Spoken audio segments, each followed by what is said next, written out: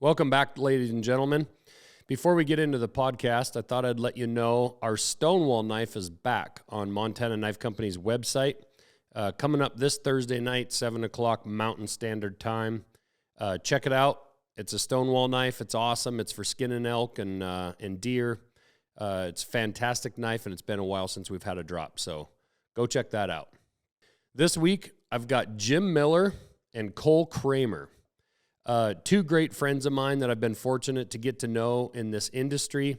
Both super funny guys. You should see my text messages and DMs between these guys.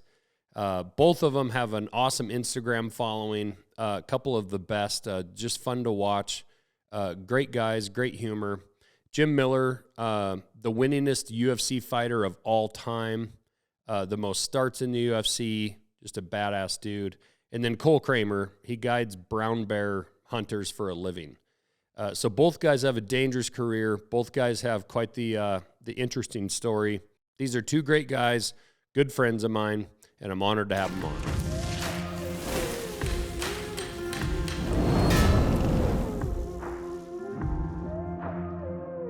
It's legal? No. Oh, illegal. So you can't throw somebody out? Yeah, if you attempt Jim, to throw someone these out are of my the rules octagon, now. We're talking, Yeah, we have a you get 3-foot DQ'd. cage. We have the ability to throw someone out, and you Okay. actually score points. What would if they you do? get that What would they person do out. if you toss somebody out of the cage? Just If like you- a point deduction? I think it'd be worth it. no, they would DQ you. Are you on the serious? spot, yeah. What? What if you uppercutted a guy out? There goes Jim winding up, just like, whoo, whoo. The guy's just like, oh, you're just, Oh, pow. he just ate his spinach. Dude, the tossing of someone out of the cage would definitely build your brand. I mean, it'd be good for business. I mean, It'd be worth the DQ. it depends on what kind of brand you're trying to build, I guess. Yeah. So with that, we really, what we did is we flew you guys in from opposite ends of the nation, literally, like the furthest east you can be and the furthest west you can be, That's true. to settle whose job is more dangerous. Mm. I have not gotten hit at all lately Lately. by bears, goats, deer, or a couple branches have swatted me. Yeah. And there's those times where, like, they poke me in the eye a little, like, ow. I'm like, God, there's no way I could do what Jim does. So Well, you go ahead. the most anybody that's come has weighed that's come after me has maybe pushing it like 180 pounds, 182 pounds, like on fight night. Yeah, I've So, had way bigger guys. come Yeah, after me. 180 pound bear. I'd So, say a 180 pound I still bear wouldn't would want be to fuck scary. with it. Yeah, a 180 pound bear would be actually pretty scary. Yeah. I wouldn't want to wrestle a black bear. No. Could you wrestle a 180-pound black bear? I think you could probably take a 180-pound I black bear. if I had my knife. I'm scared to Yeah. death of a dog running up to me and barking. I mean, it kind of scares me a bit. I'm sure I could take it. I could get over it, but it's still kind of scary. Yeah, Even a chihuahua is a little scary. So a 180-pound black bear, it's Would going do to some do some damage. work. It would- Well, it's yeah. basically, we're talking about a mountain lion. Yeah, I think you have no chance. I mean, you could get lucky, shove your fist down its throat, stuff like that. But you Yeah. know, but unarmed, you're getting fucked up. yeah, you're Yeah. done. For sure.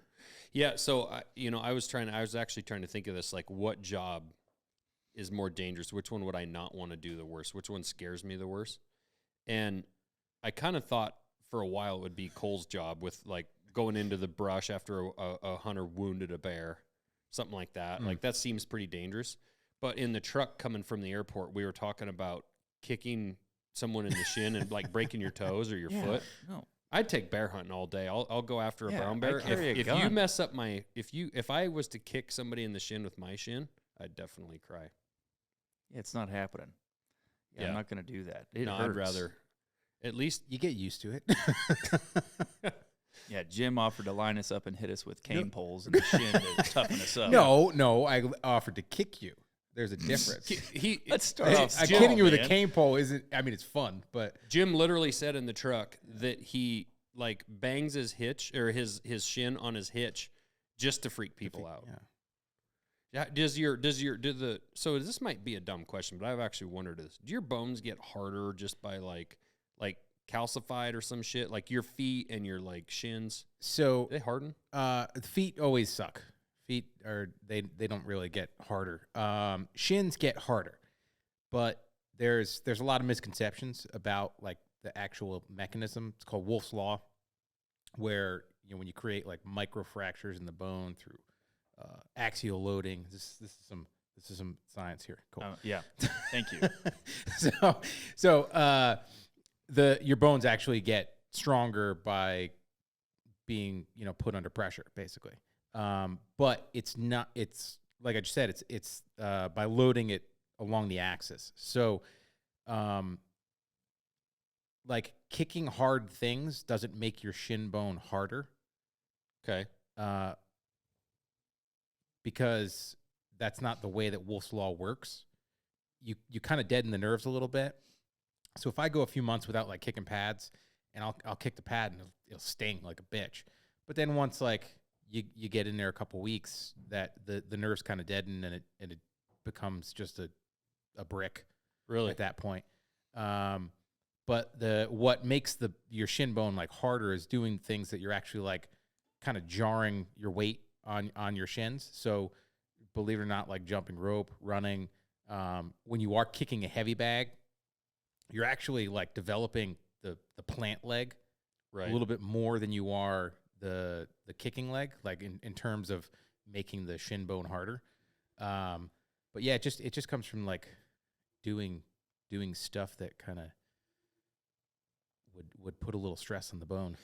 I'm going to have to admit to my wife that she was right. Not that I really argued about it, but when she was teaching workout classes, gym classes, she was there was an older gal in there that's unbelievable. I mean, I think when Jess quit that job and we kind of quit going to that gym, I want to say she was right at 80 or 79, something like that.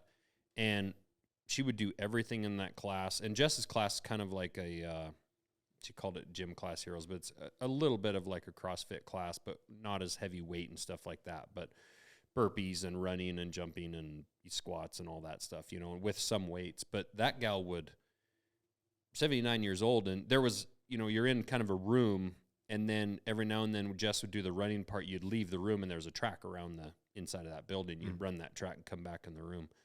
And she would run, and that old gal would always complain about, like, she hated to do the running, but Jess always told her that impact, same thing in class, like the jumping stuff, like jumping a box jumps and stuff. Jess would tell her, instead of jumping like up on a box, just jump over like a rope or something, just to get that impact. But Jess said that actually helps your bone strength and density. That's why a lot of old people, like, their bones get weak because they quit doing anything that provides impact. Yeah, and strength, right? Like, yeah. One of the number one killers of old people is falls, because people lose the strength, and even connected to like COVID. One of the things that they found that older people that got COVID, that got like severe cases that came through it, people that were stronger got through COVID easier. People that had a strong grip, just because probably their lifestyle was a little bit different. Yeah. They fared the best with it. So you're talking about like, the 80-year-olds, the ones that actually had a decent grip still at 80, had a much better chance of getting through it. Interesting. I wonder if that's just because in general, those people are also just in better condition generally, health-wise. I know what I was going to ask you. Do you drink an excessive amount of milk to make sure your bones are strong? And if so, is there a certain type of milk that you prefer? Whole milk. Possibly chocolate mixed with some strawberries? I'm serious. I want to know. I drank a ton of milk as a kid, honestly, but not as an adult. Not as much as adult. I still drink it, but does it cause issues with you? No. Like potentially gassy or anything? No. Okay. Yeah, no. Do you fart in the ring like when you're on a guy? Like, no. See, that can rumble us. Like, you could have a guy down. So also, do you ever try tickling him? These are all the hard-hitting questions. Now, that's like against the Geneva Convention. Is like, it? Oh, man. Like, yeah. It's worse, actually, than throwing someone out of the arena. If you had I'd me rather down, somebody bite me than tickle me. No, if you had me down and they started tickling me on TV in the ring, I'd be so pissed. Exactly. Tickling it's definitely off limits. Like that's stepping over the line. Is it? He's tickling me. I did like what I really liked the best about your fight, this last fight, was directly after he poked you in the eye, you kicked him in the balls. Like, we all know that was totally on purpose. No, that wasn't actually. That's where I'm like, I got a lot of respect for that right there. Yeah. Eye for an eye. eye for a ball. Yeah. No. Did you see that? What kind of friend are you that you didn't watch that fight? I don't watch any TV. Cole lives in a tent in Kodiak. Yeah. Fine. Yeah, I don't. I can't. No, he got poked in the eye, and then I it was like that. Right after that he booted. Yeah. Well, I just don't like seeing my friend getting hurt, and I just prefer to hear afterwards how it went. You know. Yeah, I watched it in my shop, and I was yelling by myself in my shop at my phone because I initially thought you had him. I mean, you had him wobbled. I thought because you kicked him hard in the first round. Did you feel like you had? I felt like I was close to finishing him a couple times. I just wasn't able to land the next shot that kind of put him away. So he did a good job. That and then right at the end when you pounced on him and just about had the guillotine on him, I was screaming at my phone because I was kind of feeling depressed. Kind of knew that you had lost the fight, and then but that's the cool thing about fighting. I remember that's the thing that my son's wrestling coach always told my boy, which actually my boy did this at state.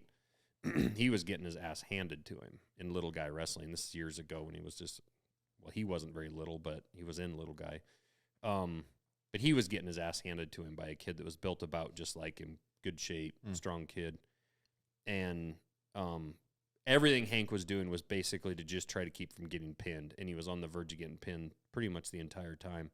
And then the kid made a mistake, and Hank was able to reverse him and pinned him and won it. And actually won state that year. But if it was a basketball game, at that point in the game, Hank was down like 99-1. Yeah. And he was getting his ass beat. A little different. But that's the cool thing about fighting is even like with your fight right there towards the end, like you were so close to winning it. Yeah, you guys are such high level. All it takes is one of those freaking things that connect, and it's different. That's what makes it exciting, like for me, because you never know what the hell's going to happen. Yeah.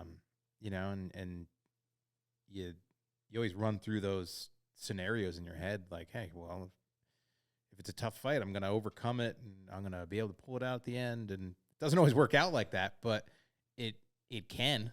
And where did that mentality come from? Like as a kid, were you always fucking 80s movies, man? Haven't you ever seen Rocky or like Kickboxer? Like, Jean-Claude Van Damme. Yeah, Jean-Claude Van Damme, the muscles from Brussels.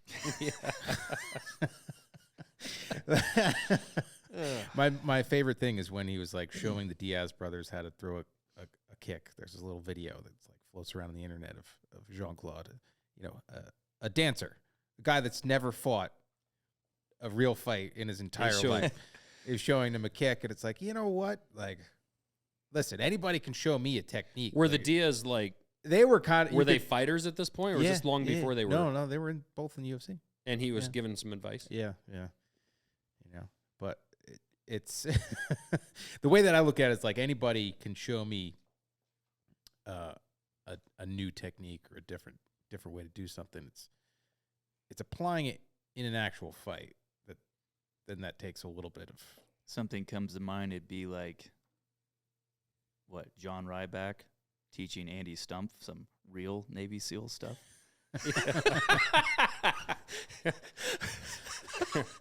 A little inside joke there. Andy will like that. Yeah. So, how old were you when you started fighting? I was 22 when I had my first fight. Oh, really? So you didn't do any fighting at all, like high school age? No. Wrestled growing up, wrestled through high school, went to Virginia Tech, wrestled my freshman year there, walked on, ended up getting onto the varsity team, and learned a lot about how a lot of college coaches are assholes. Learned a lot about, surrounding myself with people that can push me, and but then are also, on my side, because in my experience, it felt like they weren't on my side, at least my coaching staff. And then I took a little time off because I wasn't sure exactly where I was going, with a degree and stuff like that. Because I got in for engineering, and then I switched to more like almost like a athletic trainer, pre-medish type curriculum, and then still didn't really know what I wanted to do. So I took some time off, was working for my dad, and my brother Dan and I would watch every UFC event or Pride event that would come on. At that point, it was like one a month. And we wanted to do it. We wanted to give it a shot, and finally, got the balls up to look and find a place that had a fight team near us. And it was about a 40-minute drive, which is crazy because now every town, every town in New Jersey has a jiu-jitsu gym, and it actually was work back then in 2005 to. And this is you and your brother? Yeah. And were you guys always beating the shit out of each other? Not really. So growing up, I have two older brothers and a younger sister. My older brothers were basically the same size through until they were adults. I was always the little shit. Yeah. So they would back and forth constantly. They got into quite a few fist fights when we were kids. What weight are they? Dan, he fought at 185. Oh, he was bigger. Yeah, he ended up once they got Dan probably hit 20, 21, then he got significantly bigger. So there were points in our lives where Dan was 70 pounds heavier than me. When we were wrestling in high school on the same team, he's wrestling at 170 pounds. I'm wrestling at 103s. Yeah. So it wasn't very sporting. Yeah. he could have kicked my ass pretty easily. So yes, we didn't really mess around, and really fight all that much. But then I started to I was a late bloomer. So I finally got through puberty at 20 years old. So, then it's hey, well, I can actually handle myself a little bit better.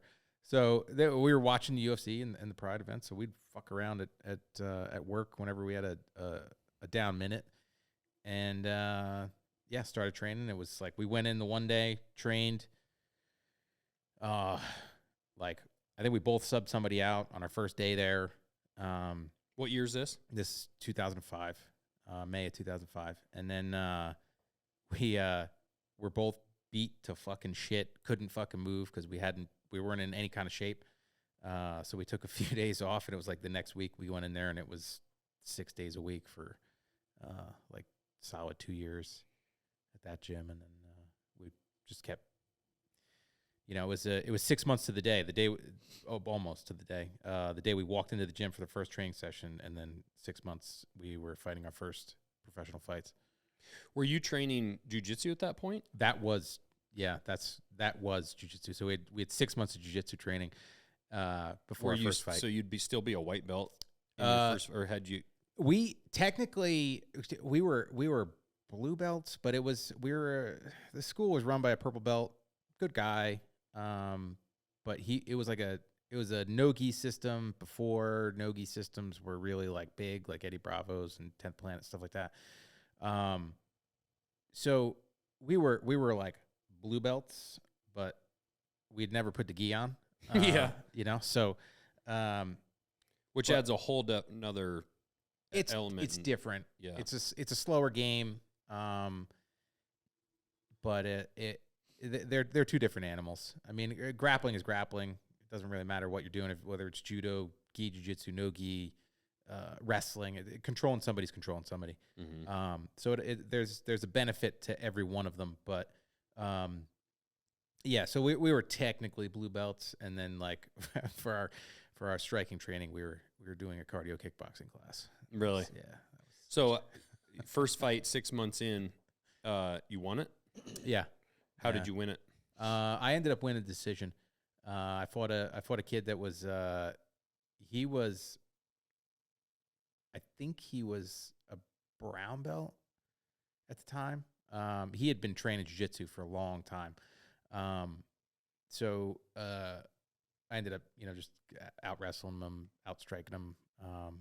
But it was one of those things. Like I'd been, to this day, I've been in one fight outside of a cage or a ring, and like go sign up to do this fight, and I'm like, what the fuck am I doing? Like, couldn't sleep.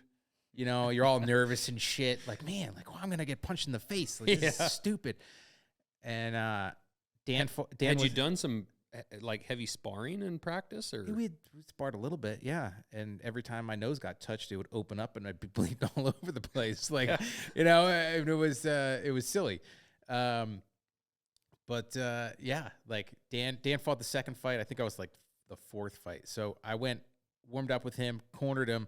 He went out, triangled this kid in like 2 minutes and 30 seconds or something like that. Choked the kid out. And I remember being just super nervous. And because there's like you feeling nervous about watching me fight, like watching my brother fight was always like just way worse. And then the one time that Dan fought where I wasn't there watching him fight on TV, it was like, it was the hardest thing I've ever had to fucking do. But he went out, subbed this guy out, and then I remember I'm like going to the back to finish my warm up, and I'm like skipping. I'm all like excited and and just like loose as shit now. It's like, okay, we can do this. We can do it, Yeah. So when you came out of that first fight, that was it? You were completely hooked? You knew that was, were you completely in love with it at that point? I kind of was. I think it took a couple. Yeah. And then, like. Do you remember your first fight you just dominated, like that I guess the first fight you came out of that you were like, okay, I could be good at this. I could be really good at this. Yeah, it was probably like 2 or 3, Yeah. The second or third fight, and I was like, all right, this is what we're doing. That's pretty wild. How there's not a hell of a lot of brothers that have fought on the same cards. I'm sure the Diaz. Yeah, there haven't been. I don't know if the Diaz brothers, at least in the UFC, they might have on some of the earlier cards they were on or earlier promotions they fought on the same card, but I don't think they've ever done it in the UFC. Your brother fight in the UFC? Yeah, he fought 13 fights in the UFC. Yeah. We are for a while we were the only siblings to win on the same card because it adds an extra level of stress to it, and one would always lose. And we are the only siblings to ever fight back to back on a main card of a UFC event. That's got to be odd. Which was stupid to do. Was it? Back to back. Back to back. It was so I was actually, and that's what I was going to ask with that situation. The guy going first, no problem. He gets to focus and be all into his fight going up to the fight. But were you second or first? I was second. Yeah. So, normally at that point, I'm sure if anyone else is fighting, you're fully locking into your zone. Mm. How big of a distraction? How was that to get back? This is a deeper. This is like an ogre. It's got lots of layers. Like that fight was there was a lot going on. So that was UFC 128. So we fought on the same card at UFC 124 up in Montreal. We both won, and then I get an offer to fight at 128. Dan ends up getting one a few weeks later, and that day, my brother probably in retrospect shouldn't have been fighting on that day. His firstborn that would have been her second birthday. And you know, being a dad and being a, you know, I mean, he had his son Danny after that point, so it's how he paid the bills and stuff like that. So, you know, the fight opportunity was there, so he wanted to take it, and I think he wanted to get a little closure. And she had passed? Yeah, she had passed. So she was born, you know, 2 years prior. She survived a couple hours. Oh. It was the whole shit show. Yeah. But so I you know, we trained to fight. He seemed fine. It's fight night, or actually like a week before. He ends up he was supposed to fight on the undercard, and one of the guys on the main card ended up pulling out. So then he had the opportunity to step in against Nate Marquardt, who was a pancrase champ, you know, one of the best in the world at the time. So Dan, being Dan, said, "Fuck yeah," Yeah, and took the fight. And you know, I had to watch my brother fight with a broken heart because he wasn't able to, you know, kind of get past, you know, the day and the weight of the day. So that was the hardest thing. It's like, you know, I had a tough camp leading up to it, and to go watch him fight like that, and the only thing I wanted to do when he came out of the octagon was give him a hug. Yeah. And it's like, Jim, it's your turn to walk. Yeah. You know, that was the absolute hardest thing that in my career I've ever had to do. Yeah. But fortunately, I was able to focus on the task at hand and go out and beat the shit out of the guy in front of me, and then give him the hug when I got into the back. Yeah. Yeah. Wow. That's amazing. Well, it's got to be, I can't imagine what it has to have been like, and still is. I mean, you're still fighting, but like for your parents to watch, but to know that both of your kids, because I truly was like incredibly nervous for this last fight, especially in the like 10 minutes leading up to it, watching you walk out. You know, when you care about somebody, your friends, you know, you want to see them succeed, but you also don't want to see somebody get hurt. Mm. There's that whole aspect of it. You know, you guys are always a punch or kick away from something bad happening. And I can't imagine it being your child, much less both of them doing it. Yeah. They better be used to it at this point. Yeah. Yeah. How's your mom take it, and how's your dad take it? They're fucking funny. So, you know, I'm almost 40, and this is like coaching wrestling this year. In the last couple of years, you know, this is something that I tell the moms. I'm like, listen, I'm almost 40 years old, and I can hear my mom scream in any fucking arena. There can be 17,000 people in that arena, and I will hear my mother's voice. Really? So do not yell over us when we're trying to give your kid instructions. Because all they're going to hear is mom.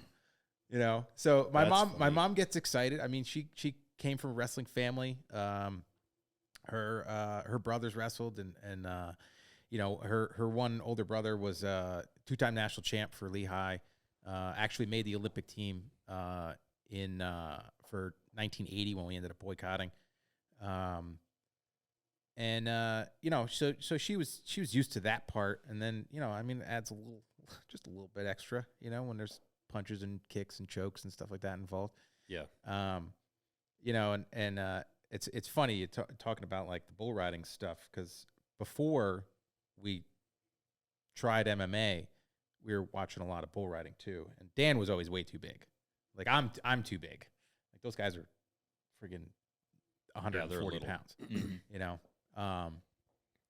but it was always like, man, I want to try that.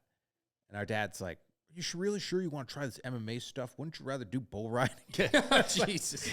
like, Dad, like, shut the fuck up. Yeah. Like, you know how stupid you sound? But he went from not wanting us to do it. Like we started training, and like 3 months after we started training, we did a grappling tournament. We both went in there, did well, and it's like light switch, biggest fan.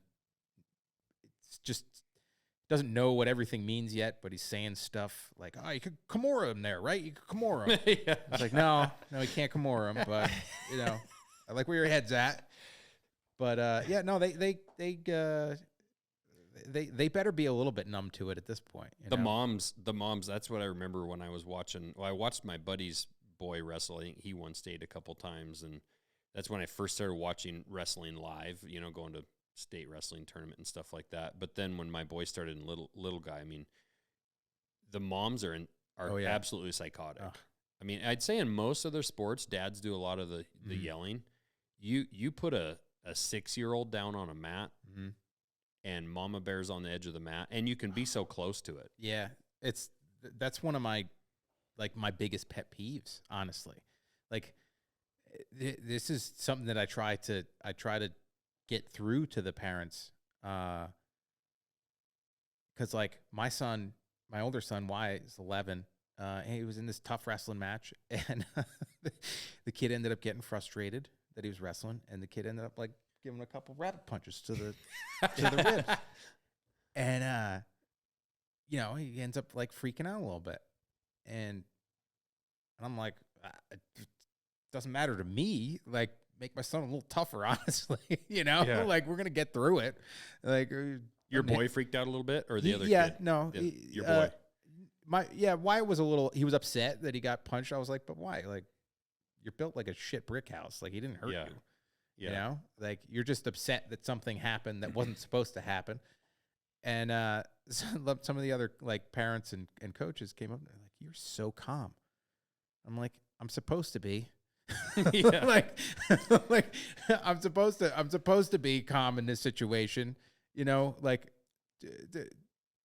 to let my kid know and to let all the other kids know that, like, hey, it's okay. Sometimes shit goes south, but yeah, like sometimes the parents get so fired up. And like I said about like the mom's voice and stuff, it's such a difficult thing. You take like a 6-year-old, right? Yeah. And you've got just the amount of yelling and screaming. There are professional fighters that crumble under the intensity of big crowds. Yeah. And you're taking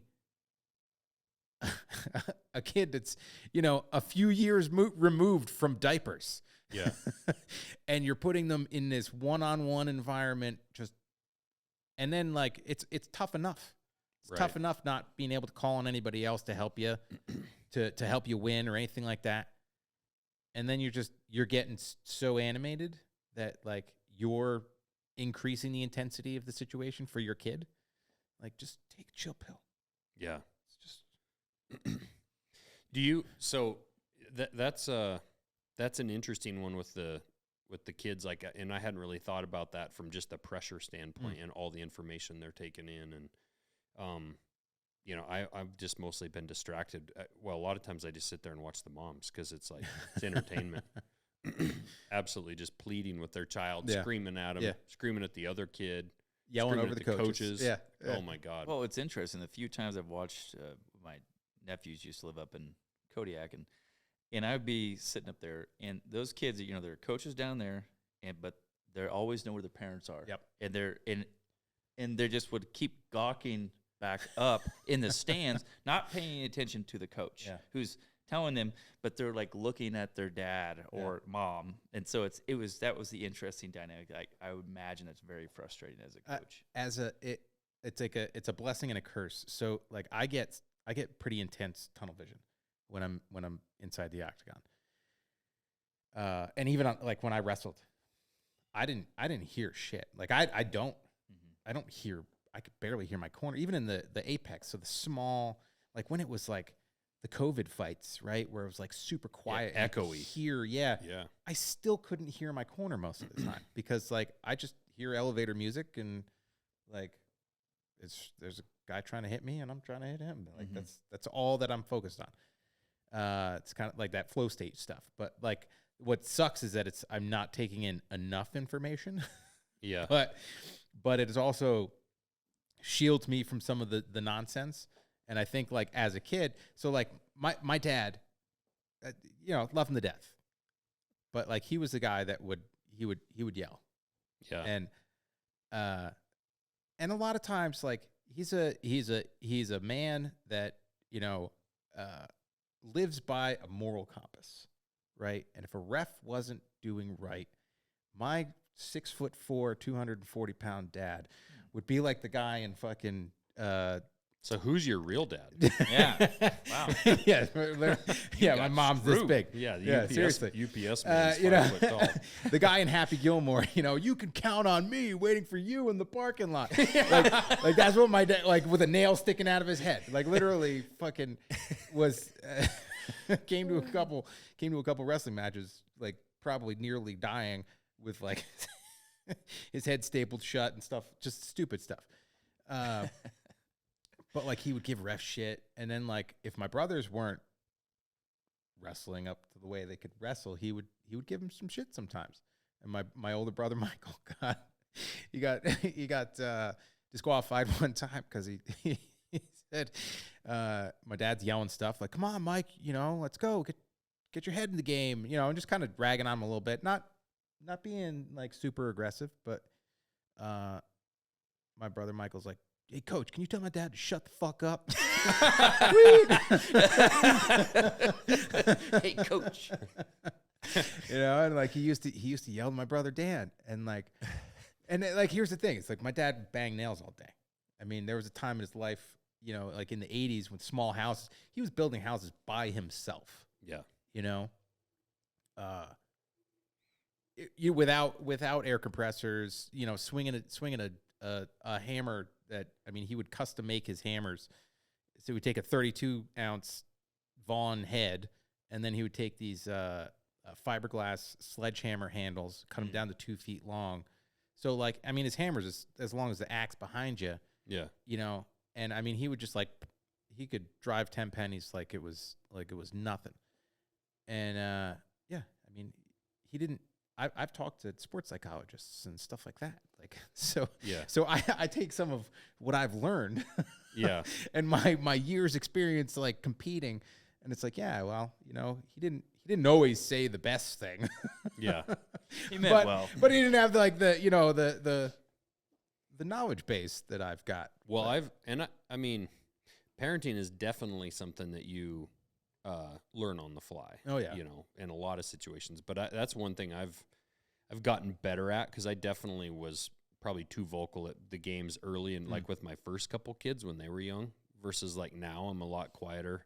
Every now and then I'll let a ref know that they made a bad call. Yeah, trying to help them. Got it. I mean, sometimes they don't know they did, right? Yeah, so you need to let them know. Yeah, but you know, in general, I've gotten better with my younger kids about just being quieter and letting them figure it out, and letting the coach do their thing and whatnot. It's but it's hard because you are, like, invested in wanting, or you feel like you are in wanting them to have success and to do well, and you can see everything that they need to be doing. But I definitely saw that with my oldest daughter, with that pressure, you know, because she was one that I think didn't deal with the pressure super well. She needed to not have that screaming and yelling at her, you know. My youngest daughter, actually, I feel like she's my toughest. She feels like she's Teflon, you know. Yeah. But, and I've gotten that too from my boy. Hey, shut up. Yeah. I think the best thing, because, like, the most influential thing that, like, one of my wrestling coaches ever said to me, I'm wrestling this kid at the regions, so, like, one of the state qualifiers, stuff like that. I beat him in double OT during the season, and we're going to the third period, and he's beating me by 2 or 3. And my coach looks at me, and he's like, "Jim, I can't wrestle for you. So let's go." You know? And it's like, that's all I needed.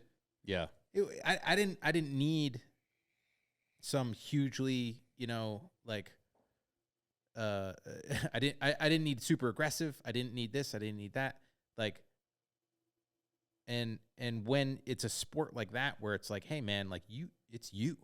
Yeah. It's just you. Like, I feel like, let the coaches coach, and, like, if you're going to yell encouragement, yell encouragement. Yeah, great job. Awesome. Keep the pressure up. Stuff like that. Like, not try to be the, you know, the coach from the stands. Yeah. But it's interesting because what you guys do, like with Cole, with you, it's not just you. It's actually, like, completely opposite, where you have a client. What is it like in those pressure situations, it's got to be hard because, like, Jim has, I mean, the other guy has a vote, but basically Jim has control over what he does, or is at least trying to do. But in those situations where you've got a client, you've got a bear, you know, standing there holding a bow at freaking, I mean, I don't know that I would want to be in that situation. Like, I'm kind of a bit of a, I feel like a control freak where if I'm going to be 10 yards from a bear, I'm going to want the bow. Yeah. Yeah, you kind of, it's like, you start getting, like, once I know that we're going after something, I kind of get in a bit of a kill mode where I don't need to be, you just follow me, listen to what I have to say. Don't, I mean, it's okay to point out something like, oh, what about that over there? Or what about, you know, before we go on the stock, we're always, okay, this is what I'm thinking. I'm going to explain how we're going to do it. If you see something, speak up. We'll kind of go over stuff. But once we're in the mode, and especially if we're trying to hustle, it's just, you're in a mode and the guy could be squawking back here or whatever. I just need them to follow me and do what I tell them to do. Right. Don't, and especially if I'm telling you to do something, do not, I mean, you're paying me, right? Right. And it doesn't go well if they're trying to tell me what they think we should be doing. I've only been doing this for 20 years kind of thing. Yeah. But it's you know, it's like a guy paying you to show them how to wrestle, right? And they're like, well, I think I want to do it like this. They You're do like, that. Okay, yeah, well, that's really not going to work They here. do that all But the time. The interesting thing, like, the thing is I used to kind of let guys, you know, you get more relaxed, but then sometimes you kind of, what I've found is I would get so relaxed in the situation. Sometimes I just let them do what they're going to do, like an archer guy. Okay, when he gets into a position you think you can make a shot on, go ahead and make your shot, and I'll just be kind of off to the side here. Right. Well, after, you know, several times of guys either A, being totally just freaked out in the moment, or just like watching, gawking, like, wow, this is a giant bear in front of me. Whoa. And then they're like, walk off. You're like, hey, how come you didn't draw? Why didn't you? Or I'd be like, hey, draw. They're like, what? Draw. Oh. And it's a bear. Yeah. It's not a deer, mountain goat, doll sheep, moose, whatever. All those are majestic animals. It's unbelievable. But not many of those, it's the fear factor of you don't know what could happen. Like, you could shoot this animal and he could charge at you and, you know, scrape your face a little bit, maybe stomp you. Or they could just come your direction just trying to get out of that bad situation. So there is that unknowing factor in there of what could happen here. And so I end up being a little bit more micromanaging. So I'm going to tell them before we even get in this situation, we're sitting on the hill, okay, when we get up here, I'm going to get you set up. I want you to be looking at all your shooting lanes, especially if you're bow hunting, you know, and ranging situation or ranging the spots. But when I want you to draw, I will tell you to draw. And typically we have you draw before the bear steps into the open, so that way there's no movement. And so it's very step by step. And then that way they don't miss a step. You know, if they have something that freaks them out or something they struggle with, I like to know beforehand. That way I can help remind them of in the scenario, because a bear is so big they just put pins on it and shoot sometimes. Yeah. And guys will say, well, can I, you know, will we make like a 40-yard shot? Like, no, that's like a long range shooting for a bear. Furthest I've ever had a guy shoot was 35 yards, and I felt pretty uncomfortable about That's that. the furthest? Yeah. Really? I don't like how far. There's too much that can happen. Bears can move, you know. They have a say as well. They can move their leg or just, you know, turn a little bit, and like I say, they're so excited, so mesmerized typically by this bear. It's pretty rare to have a guy just cool as a cucumber the whole time. Well, I don't know how you would prepare. I mean, I would love to come and do that hunt. I'm sure Jim would as well. Yeah. And I mean, I've seen, well, at least one of your bears in person mounted, full mount, and they're mind-bogglingly big. I mean, yeah. The cool thing is most of the time on our hunts, we'll see several bears before we actually go down. But most of them they're at distance, especially in the springtime. In the fall time, like if they're on fish, they'll be coming up a creek, and a lot of guys will want to go down and get close to them to do a practice run.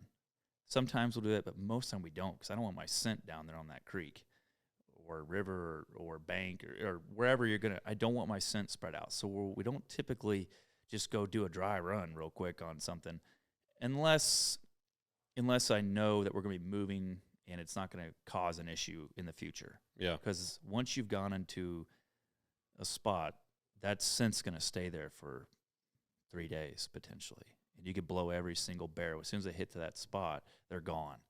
And so you have to be very cautious. So, like, in a perfect world, you go down there, do a dry run, and have a bear walk right by the guy, and they can see how it feels and stuff like that to be up close to a bear.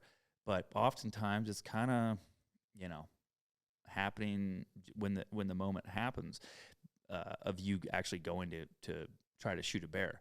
But I tell you, I've had a lot of bears be within 10, 15 yards, and we don't get a shot off because it's too thick of grass, and they're at full draw. All the bears got to do is one more step, because there's grass in the way or something. And are you looking over and just seeing their pins? I'm off to like the side. Crazy? Some guys do a really good job, and that's where like your practice. So you don't do something really goofy, but I've seen some of the best archers, draw back and hit their trigger and fling an arrow over top of them, nick the bear, whatever. And they're just like, oh no, and I'm like, get another arrow. He's still there. Like their brain freezes. I've had guys, two buddies hunting together. I had a bear come running up to us because I called him because we were like literally running after the bear to cut him off. And we got in position. The bear kind of looked up towards us, kind of saw something.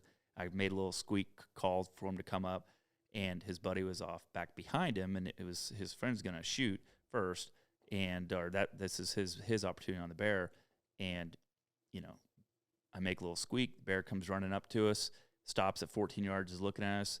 His buddy's at full draw, or the guy's at full draw, shoots, drills the bear. The bear's run off, so another arrow goes off to the side. We both look back. What the heck was that? And his buddy was like, "Oh, sorry, man. I don't." Like he got nervous and flung an arrow. Really? Yeah. We're like, and I'm like, "Don't worry about that. Focus on the bear." And luckily, like the bear went down and died like within 20 yards. Like it literally just piled up. Made a great shot. But guys do weird stuff, man. Which is rightly so. I mean, like I can't. I'm the one with the rifle holding a rifle. Crosshairs on the bear. If something goes bad, I shoot. Or if they make a bad hit, it's our duty as a guide where, we're by law, we're supposed to put the bear down if it's a wounded animal. That's once you've nicked that animal, a brown bear, that's your animal, period. Yeah. And you're done at that point. We're in recovery mode. And so, we don't ever want to shoot unless you absolutely have to. If you see a bad hit, do you pull the trigger right away?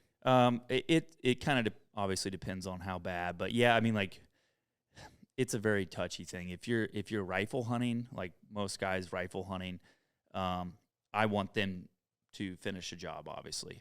But we talk about it before. And hey, if you're not reloading, because I want you to reload instantly and shoot again. Make a good first shot, but then at that point, you're reloading instantly and putting a second shot. I always tell guys there's no such thing as a one-shot kill. You will shoot that bear. The problem is the bear, you may have put a good shot on, but he doesn't know he's dead. Those bears, you could blow their heart out, and they are going to rock and roll for a while. They can do a lot of damage or cover some distance just bleeding out. And so you're always just wanting to keep hitting them, and especially like shooting a 375. I mean, their 375 does some major damage to them, and like hitting them in the shoulder, it really immobilizes them, or it really, it just breaks them down, and you just want to keep shooting them until they're done. And it's not uncommon to have them hit 5 to 7 times. Damn. Now, granted, your first or second shot could have done it, but I don't know how many bears on film that have been hit 5 to 7 times by a 375. Right. But I also have had, multiple guys shooting with a 300 Win Mag and they go down, but it's almost like stinging them like a bee. They don't they don't take the hit the same way as they do with like a 338 win or a 375 or 416. It really pounds them. All the energy just absolutely just smokes them. Is a 375 your caliber choice for those? Yeah, it seems to do. I mean, this is a conversation that gun nerds could go into forever. But 375 with that energy, because you go bigger and like 416 starts blowing through them. And some people say, well, it's 2 holes, more blood. Yeah, it does. That is a good thing. I have a 458 lot that I bring out there. But I wouldn't say that I haven't shot a bunch of bears with it. I've shot way more bears at 375. But all that energy, typically that bullet stays in there. And if you had a, slow motion camera on the others, and I guarantee you would watch that skin stretch out, because that bullet stays in there always on the far side of that skin. No matter what angle I shoot them from, chest, rear end, wherever, it's always going to be on the opposite skin, on the opposite side. And it just like pokes and it stays right there, and the skin rarely blows through, but all the energy stays within the animal. Yeah. So that's kind of like that causing key. damage. Yeah. Yeah. It just really makes them stop and think about life, whereas like you hit them with a 7 mag or 300 Win mag, it just stings them and they're running off. But when you hit them with that 375, they stop, they turn, and they're looking what just hit them, So you guided the world record archery bear, right? Yes. A few years back, I think 2018. How far was that shot? My buddy Chris Kamak was hunting on that bear, and I believe it was at 14 yards. Are you calling, or what are you doing in that situation? Are you just trying to get in? Well, that situation, we spotted that bear like 2 miles away. It was a really windy, rainy day, and we hiked over after deliberation of figuring out what we wanted to do. I said, man, that's a hell of a bear. We really need to try to go after it. I did not know it was going to be the world record. I just knew it was a giant bear. So we're 10 foot. And as we made our way over there, we could only get to about 150 yards of it, maybe 120, but it was really brushy. And, when those bears hear limbs popping or breaking, they kind of, they just think it's another animal potentially. You obviously have to keep a good wind. But we could really only get in so close. Otherwise, we'd be making way too much noise, and there was a big ravine in the way. But he was with a sow, and they eventually got up and started working their way up the mountainside. And when I was watching him, I was like, man, Chris, it's a big bear. And Chris is a taxidermist. And I was like, Chris, that is a fantastic bear. I mean, this is a specimen. This thing's going up the mountainside, dude. I mean, here's the thing. I think you really need to take this bear, like whether it be with a gun or bow, but I can try to call to him, but he's with a sow, and the odds of him coming down, like to leave his sow to come over and mess with me, is pretty low odds, but it's up to you. We could try it, but I really think we need to take this bear. This is a bear of a lifetime. And he said, man, I don't really want to shoot one with a gun. I'd rather try it. Let's just call to him and see what happens. So I give him credit, because I just knew that I did not want this thing getting away. And so it was like 220 yards, 250 yards, something like that, up the hill from us now, getting ready to go over this little mound. All right, here we go. And I started kind of roaring to it, and I broke some branch. I had some dead limbs by me, so I grabbed one about the size of a baseball bat and just pop, hit it against a tree, and just kind of made a little roar sound. And that bear stopped, turned around. The sow sits down, looks at me, and they're just kind of exploring to see where, because they think it's a bear. They want to know where this other bear is. And this big bear is like, how dare this other stinking bear in the valley is trying to challenge me. And so I just kept doing it and smack. And he could see down there where we are, but all he can see is this bush moving. And it was kind of comical, because you could just see this bear like look at her and say, stay here. And he just starts coming down the mountainside. And I mean, he took 5 steps down. I said, well, here he comes. Get ready. And my buddy said, you think he's going to come down? I'm like, oh, yeah, he's upset. But as you watch him, he's just like going over bushes and breaking stuff to show dominance. Like, he is what would your heart rate be doing at that point? I'd be shitting my pants. For sure. It's kind of funny. Like, I I'm more so nervous about blowing the bear out. Once I see them coming like that, then it's like, oh, right on. Here we go. Perfect. Like, because he's playing into your scheme you have going, right? And so as he's coming, then it's just more so like, okay, we got to just make sure and stay on the path. Or either if I think he's going to come here, the biggest problem is if they circle around to get wind. And then you have to be kind of set up for that. And so sometimes I'll like kind of try to throw the sound off a different direction or like toss something over there so they think it's that way to where they won't hone in on you directly. It just all depends on the situation. But yeah, that bear, he disappeared for a little while. Like we thought he was going to pop up right in front of us at about 35 yards and we'd see him come through, and I had my camera set up and everything. And I made a mistake and left my long lens on. I had a 100 to 400 on and set my 16 to 35. And he disappeared in his ditch, and he took the ditch down. All of a sudden, I heard a little limb pop, and so he was going around us. So I made a little sound, a little roar to him, and sure enough, he popped right over the berm to come towards us. I just moved Chris around and told him, draw your bow, quick. And so he drew his bow, and here this bear just popped up at like 14 yards, and he just drilled him right in the chest. And we shoot like a 650 grain arrow setup. It's like a 2-blade grizzly stick, Maasai broadhead, 200 grain single bevel. Is that what you require everybody to shoot? That's what I heavily advise, because it works. I mean, they're like a proven setup that, I mean, they've killed thousands of Cape buffalo, elephants, lions, any hippo, anything, dangerous game over in Africa. That's what most guys are. There are other great brands out there, but this one is just like obviously proven.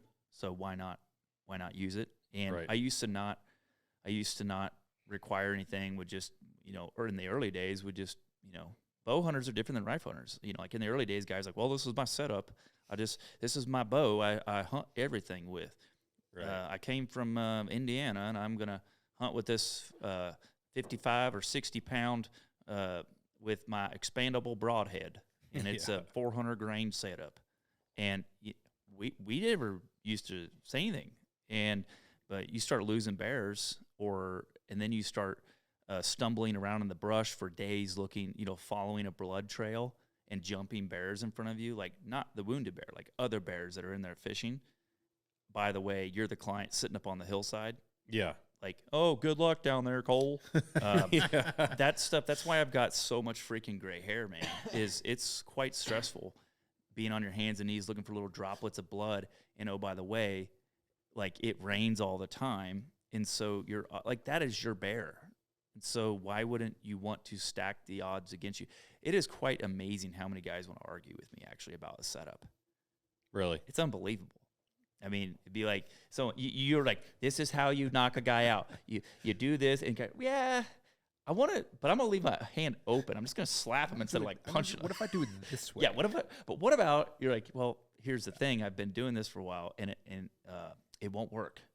Yeah. And so, but it's amazing how many guys. This is who I'm sponsored by. Yeah. Oh, yeah. But that's the other thing, the other little dirty secret, which I wouldn't say, but there's multiple guys I've had that are sponsored by companies that they're like, hey, we'll shoot whatever you want. And, we may not say we shot that, but right. they shoot. I'm like, I don't care what you say, dude. Just shoot what's, because it's also my life on the line. We'll take pictures with something on the arrow later. Whatever. If you got to be that guy, go for it, whatever.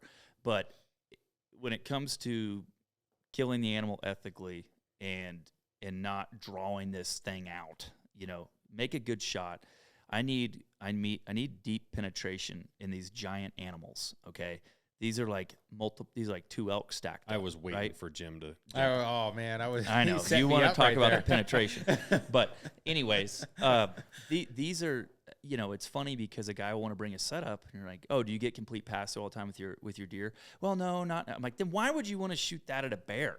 You've just barely entered the animal, and you don't even get a complete pass through on a whitetail. Yeah. Like we need. I mean, with these setups, Chris's bear, he shot it in the chest, and so when these animals run, it's like an accordion, right? And they're moving, and that arrow continues to travel in the animal as like when you shoot him in the chest. Yeah. Or if you had to do a follow-up shot, and you shot him like in the rear as like your second shot. Because I tell guys, once you've hit him, especially if it's not a good hit, you need to put another arrow in him immediately. Anywhere. I don't care if he's running away. Yeah, one of the guys, he shot just a hair back. I said, shoot him again. As the bear was running into the brush, he shot him, went right in the crack. And there's video of this, went right in his crack, and it like went all the way up into his esophagus. But that bear literally, that was a saving grace shot. It went right up the rear and went all the way up into his neck, and the bear made another 25 yards and boom, fell over dead. And the first shot, he would have went a ways. It would have been iffy. It would have been really iffy. So anyways, so it's quite, when you're hunting dangerous game, you need to like take the advice of your guides, not the internet. Yeah. You need to take the advice of a professional because, like I say, that's your animal. Yeah. And if you not some gimmicky thing you see that has no real life experience, there's theoretically and factoretically. So will you let Jean-Claude Van Damme show you how to? Yeah, I mean, I'm waiting. Yeah, no, I want Rambo. I want Rambo to show me how to shoot those arrows that explode. Yeah. That's what I'm wanting. Or Liam Neeson could teach you how to fight a wolf. Yeah, exactly. But how far did that world record bear go? Because the chest shot's not like if I was. You got to be careful. Yeah, you got to be cautious. If I was sitting here thinking about it, I'd be like, man, I'd be scared to shoot. Sure. Anything in the chest, but I mean, I would for sure shoot an elk or a deer or whatever in the chest. But yeah, but it's also one of those shots. You don't shoot those shots at far distance. No, I would never. It's only up close because number one, if you're off just a little bit, an inch or two, then you're only talking one lung. Right. Okay. And it's a risky shot. I mean, I'm not just saying that everyone go out there and do it, but when you're very close in that 2-blade broadhead, deep or the heavy shaft, it literally, like I say, those shots, Chris hit it in the chest, and it ran all the way down. It went about probably about 200 yards. And when we came up on it, it was bedded and still very much alive. And I came up out. I was sneaking through the brush and had them back about 10 yards because when I'm looking for a wounded bear, I don't want to hear anyone else moving. I don't want to hear anything because I'm listening for other branches to like breaking, popping, or earth moving in any way, breathing, anything. And you don't want any distractions at all. And I came up out of this little ditch, and the bear was just laying there about 10 yards, and he was huffing and puffing but looking downhill. And I just kind of backed out and said, "Hey, Chris, knock an arrow." And he's like, "Do you see him?" I was like, "Yeah, he's right here." Is he dead? "No, he's alive." "Well, shoot him." I'm like, "No, you're going to shoot him again. He's right here." And, I mean, Chris, we're just like, he just wants it to be over with, right? Like, he wants me to be safe. He wants everyone to be safe. Yeah, no one's thinking world records right now. No. And he's just like, "Well, if you have to shoot him." I was like, no, I want you to shoot him. And so we come up out of this ditch, and he's just like, "Holy shit." I mean, this is a giant animal laying right there 10 yards. And we have to move. We have to sidestep to the left to shoot through the brush a little bit. We've only got a little opening. And so we sidestep, and that bear whips his head over to look at us. I'm like, "I'd shoot him now." So he drilled him right behind the shoulder. Bear just, immediately jumped up. That's the thing with those animals. They look like, oh, they're down for the count. No, they've always got a lot of life left in them. And that thing jumped up, roaring, bit this big alder, I'd say 4-inch in circumference alder, just ripped it out of the ground, just roaring and crashing around and thrashing everything. I was like, "Shoot him again, shoot him again." So he grabbed another arrow and he shot him again. Like the thing is going to die, but you just keep shooting as long as they're up, right? Yeah. He wasn't coming towards us. He was just spinning in a circle. So he shot him again, and then he finally went down. But, so he made it about 200 yards, but I told him, "Hey, be careful," when we were starting to move this thing around for pictures. I said, "Be careful, there's broadheads in here." And I said, "Especially that first one. That thing could be sticking out the back." He's like, "Oh, I don't know if it went the whole way through." Well, we started to move him, and all of a sudden, Chris, "Ow!" And I was like, "What?" He goes, "Dang, the broadhead came through," and it stuck and sliced right in between his fingers. And so it was just right before the rear end, the skin on the butt. And so it traveled the whole distance through the body and was just hanging right there. And then Chris shoved in it, cut his fingers. Damn. So they do some, it's pretty awesome extremely sharp, deep penetrating arrows, man. Yeah. Pretty cool. What's your like hairiest recovery, blood trailing? Do you remember a story or two where it's like shit got Western? Yeah, well, that was a pretty cool deal with Chris on that one. That was really, really a cool thing. And when I had a guy from Denmark, I was guiding over on the mainland that he hit a bear and it ran immediately into the brush. It was in September, so it was still leafy. See, most of the time we hunt, there's no leaves on the alder, so you can see in the dead vegetation really easily. Well, there was leaves on there. And so I do this bear ran into the alders, and so I told him, you stay out here, don't go, we never have the clients go in the alders typically. So he stayed out off to the side, and I needed to get in there because this alder patch just went on forever. And so I was trying to cut him off and listen to him. I had to get in the alders immediately so I could hear him move in there to know where he was going. Because once again, you're following up a wounded animal in the rain. So that in these bears, the fat, that's another thing, is the fat is so thick on these animals, right, that it clogs the hole. So people say, well, I want to shoot a 3-blade because it'll be a bigger hole. It doesn't matter. The hole's going to be clogged. The best blood trail is coming out of its mouth and nose. So that's where you want that deep penetration, where you're hoping it will get something to make it bleed more, right, and get into vital part of the animal. Right. But so I hustled into this alder patch kind of at an angle, and I could hear him going through there, and I was just kind of making my way deeper into it to kind of cut him off. And I think he could hear me coming in there, so he stopped. And we just kind of had a little standoff in there. And I figured he was about 10 yards, 12 yards, somewhere right in there. But the crazy thing that I learned, a valuable lesson in that, is that vegetation will throw that sound. Okay? And I could have swore that this thing was right in front of me at 10 yards. Directly in front, let's just say 7 yards. Directly in front of me. And I'm rifle up. I'm laying flat. I started laying flat on the ground to look to see if I could see underneath it, see if I could see him. I'd come back on my knees. I'd kind of maneuver around yard this way, yard that way, just to try to see if I could see through it. And there was this one branch in the way that had all this vegetation. But I knew if I went forward real quick and stepped on that, the branch was coming down, I was going to step on it with my foot and then just shoot right over top of it and drill this bear. Because he's right there, and I just want to get him down because I could hear him breathing, and so here I go. I jump up there, step, throw forward, and there's nothing there, and all of a sudden I see something go off to the side, and I look, and the bear is 5 yards to my left, and I was like, oh, boom!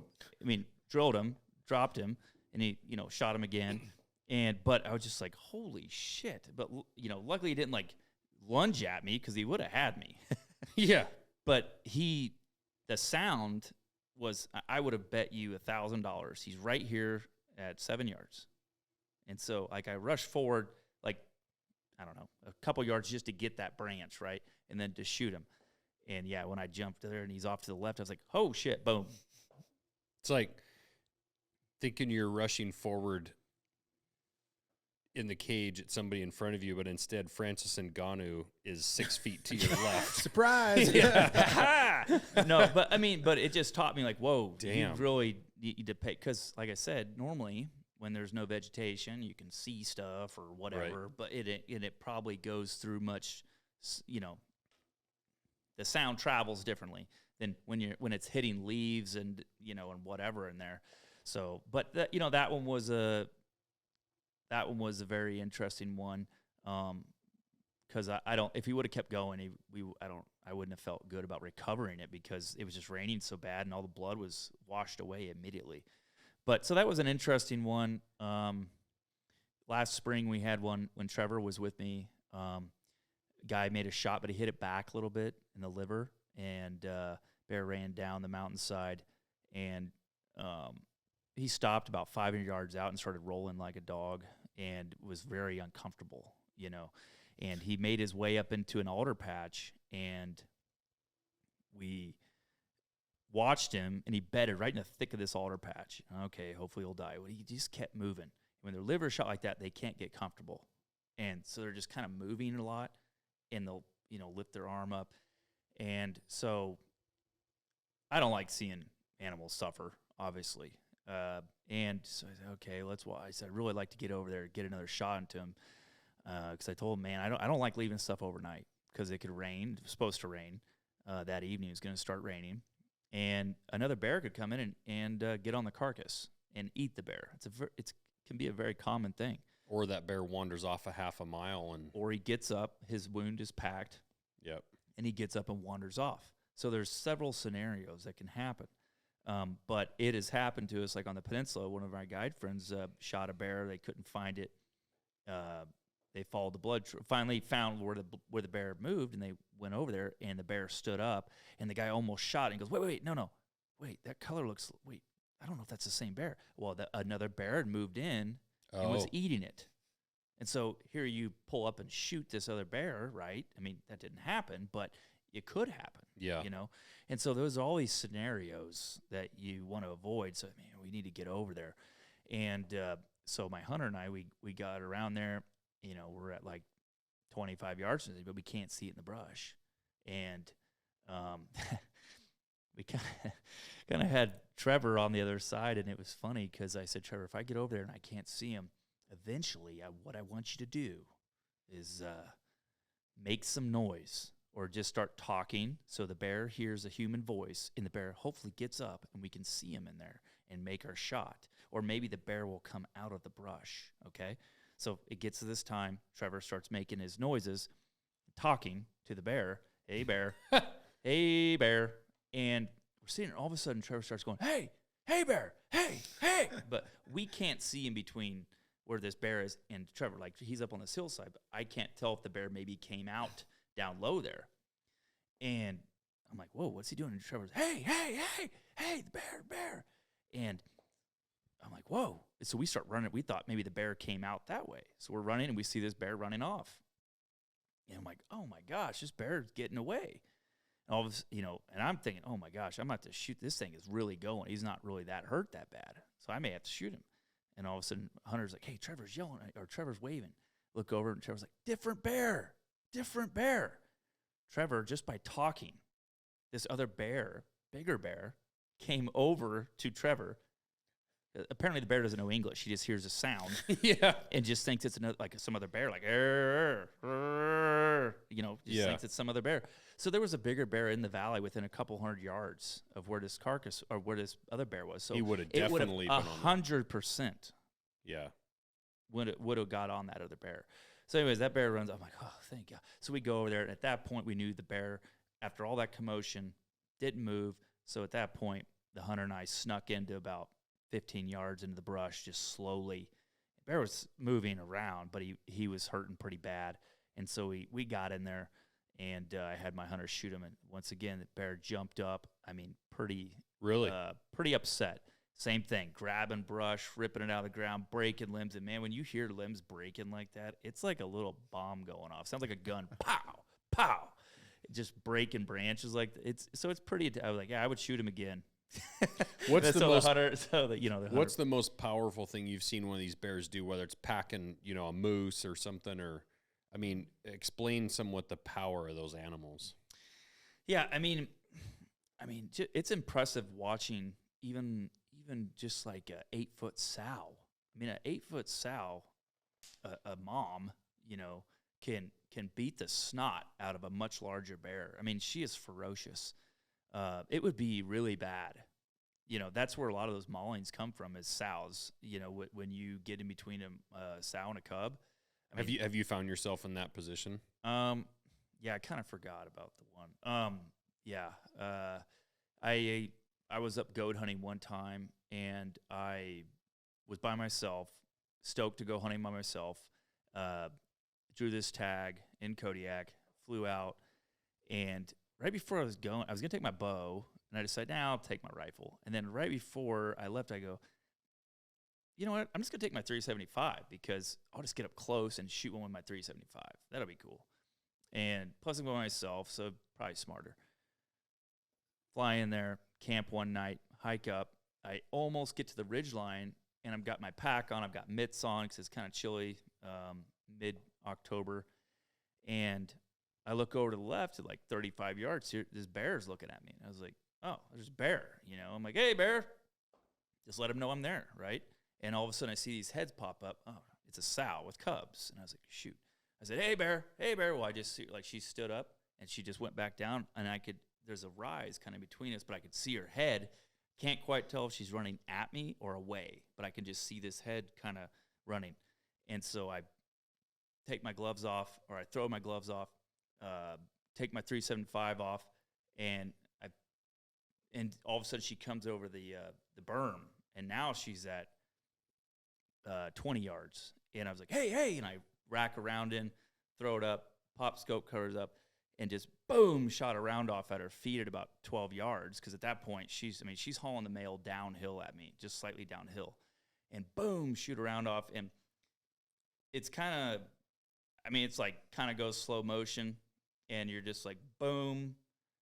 And in the recoil, I'm reloading, but it's like processing, okay, she is not even remotely scared. There is no look on her face that's trying to scare me. She's in kill mode. She's like literally just running at me because I'm food. I'm on the ridgeline. She's got cubs. There's no reason for her to be up there this time of year. She needs to be down on the river eating fish. It was a bad fish year, bad bear year. She's just up there scrounging around, looking for anything. And I'm just something. And so, so I shoot that round off and I reload as fast as I possibly can, shuck that Winchester. And as soon as I close the bolt, boom, shot her at 6 yards as she closed in and hit her right just off to the side of the nose, but going back, blew out the back part of her head, and she just she would have ran me over still, but luckily the angle of that bowl, she just kind of hit the ground, she hit the ground coming towards me, then rolled downhill, and she rolled 500 feet down the mountainside. I was actually really surprised because her cubs were right behind her. So I shot 2 rounds. I had 4 in, so I had 2 left, and there was 3 cubs. Wow. And all 3 of these cubs are within like 5 yards, just like looking at me. And I'm just like, okay, I got 2 rounds. Which one do I shoot first if they come at me? And luckily, pretty good sized cubs. They're like the size of a damn grizzly, Really? The sow was, they were like, I would say they're probably like 6.5, 7 foot. No shit, yeah. Cubs, of which is normal, 2-year-old type. It's a full-size bear These around are here. 2, but because she was like an 8.5 foot sow.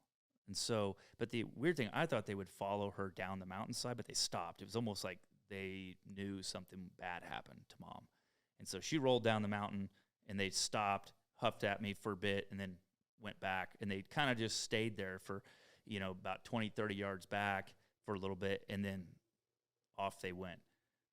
I was more so just like upset because I've defused a lot of situations with bears, but it's amazing how quickly your brain determines, okay, now she's serious. Because bears that are trying to scare you and intimidate you are standing up on their hind legs. They're popping their jaws. They're roar, they're jumping up and down. They're huffing at you. They'll like low fat you a little bit. But when they're coming full bore and there's zero look on they're just relaxed, ears pinned back, and just hunched down in kill mode, like a cat running at something, or dog really fat. There's a totally different mode from when they're trying to. Because when you're talking, it's just talk, right? Rah rah rah rah rah, or roaring. When you're going to kill something, you just go at it. You don't need to talk. Yeah. And so that was something that I had not seen before. So that was like, oh, okay, this is what's happening. And so, whereas it was really stupid to take a warning shot. I wouldn't do that. I wouldn't recommend that, because if my gun would have jammed or anything, then I would have been toast. Really? I don't. She was going too fast to stop. Like, even if she tried to stop, she just would have slid into me in the gravel, because like we're in a scree slide kind of. So, it's much cheaper to just call the troopers and Fish and Game and go through that whole process than be sitting in a hospital bed, with no insurance and or dead. Yeah. So, but no, Did they come up and they investigated? Yeah, so I called the troopers in Fish and Game, immediately had a sat phone, called those guys, and they were awesome. They're just like, "Are you okay?" And I was like, "Yep, I'm good." They're like, "Do you want us to send someone out there? Like, we'll send a trooper out to help you." And I'm like, "Dude, I'm 3,000 feet up the mountainside. It's okay. I'll deal with it. You don't need. All right, we'll send a guy out." Like, no. Was this, I don't want to were you wait a there guide? another year. Were you a guide at this point? Yeah. And they kind of knew you a little bit, or have a reputation? Yeah. But this was like, man, probably 12 years ago or more, somewhere in there. But yeah, it was interesting. So I went down. Like I said, I was just frustrated. You know, I was not frustrated. I was upset. Yeah. It wasn't like, oh my God, I can't believe I just got charged. It was like, man, I can't believe I had to kill her. That sucks. Yeah. I do firmly believe like the Cubs probably were fine because they were old enough. I think she was just crotchety, hungry because the Cubs were of age where, you know, that would have been probably their last year with mom. Like whether they would have actually denned with her or not, I don't know. But definitely would have been kicked out by the next spring for sure. But regardless, it was just frustrating that I wasn't able to diffuse that situation better. Like there was just no time. And so regardless, but the guys were really great, but I skinned the bear out, took it in.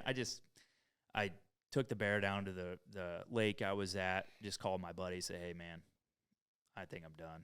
You know, just come get me." Kind of ruined the mood to go out there and kill a goat. And so I flew in, dealt with, took it into Fish and Game, filled out some paperwork. Yeah, they're much different about it up in Alaska than they are down here in Montana or Wyoming or. Yeah, you better have scratches on you. Oh yeah, exactly. And I did find out from Fish and Game. They said, "Yeah, okay, yeah, where were you?" I told them, and they're like, "Oh yeah, okay. Well, there's been like 2 reports of, a husband and wife got charged at it. Like they threw their goat meat and left, and then like so. I think that bear knew the gig. Yeah, and so I think that bear knew like, oh, people have food up there. And the guy that taught me to build knives, Rick Dunkerley, he went grizzly hunting up there last year, and brown bear hunting, and he said that they had glassed for a few days, and he said there was a bear. He had just actually walked up from camp a little ways and just sitting there without his guide, just kind of glassing for a while. Midday, saw what he thought was a nice bear, so he walked back to camp and was like, told the guide, woman guide up there, told her, he's like, "There's a nice bear." So they come up on the hill. They watch this bear for a while, and she's like, "It's a good bear, but like I think we can potentially do better." She's like, it's probably 9 foot, but not probably much bigger than that. Maybe 9.5 tops. But anyway, what I can't remember exactly the numbers. Maybe it was that big. But anyway, the point is she's like, and he kept saying, "I want to shoot that bear. Like, that's a beautiful bear." Mm-hmm. But he also said he used to be a guide here in the Bob Marshall for elk. He also said, to allude to your earlier conversation, ultimately I'm going to listen to my guide. Mm-hmm. And he kept telling her, he said, "That's a gorgeous bear, super cool color, super light color." Mm-hmm. He's like, "I know it's not the biggest bear out here, but like I'll be happy with that bear." Sure. And she's like, "Let's wait." He said, "Okay, that's fine." And so they were just sitting there watching this bear, and this bear was coming up this bottom slowly, just feeding, moving along, milling around. And this bear came up to the bottom of this little ridge that they're sitting on, and that little ridge kind of little finger goes down into this bottom, and there's a little like creek bottom that goes up each side. And so she said to him, he's probably going to go up one of these creek bottoms, probably will stay in the bottom and work his way up one of these. And so bear disappears. He's sitting there waiting. He said about 15 yards or so of opening in front of him. And he's like, heart rate's not up. No, like, we're not going to shoot this bear. Nothing going on. Just sitting there waiting, and they're kind of looking both sides, waiting for this bear to pop out. And all of a sudden, this bear pops out of the bushes right in front of them. And they've got some brush, I think, right behind them. And she whispers to him, "I'm going to get up, and that bear will take off, but just be ready."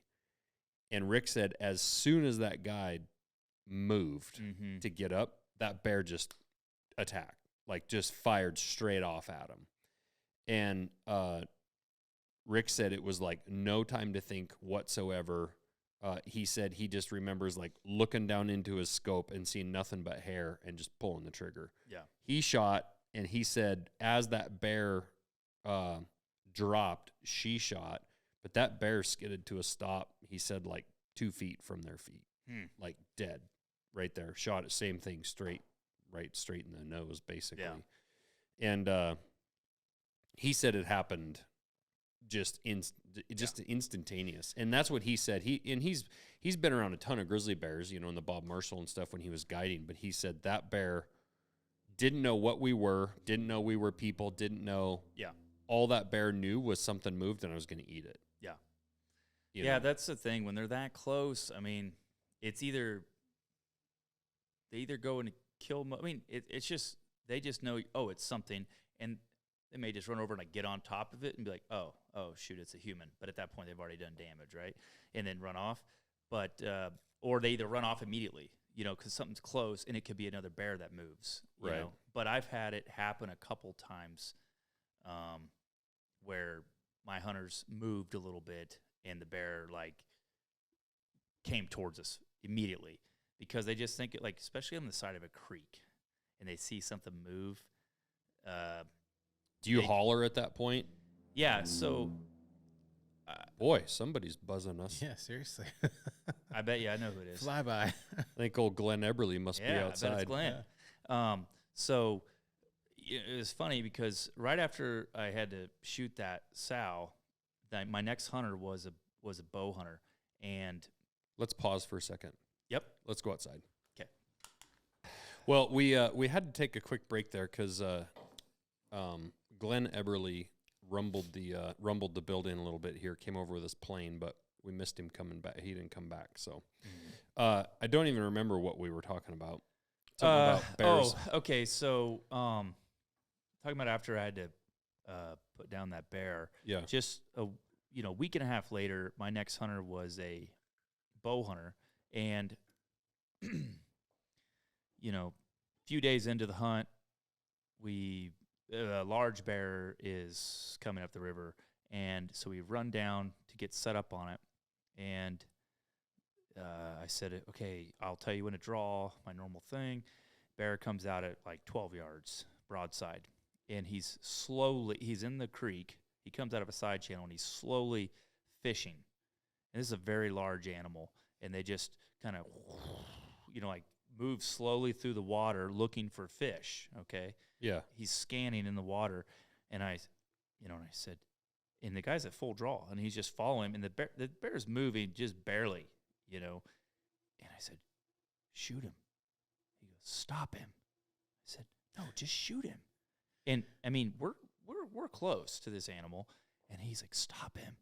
And for some reason, he's having a brain fart. This guy has shot he actually passed away.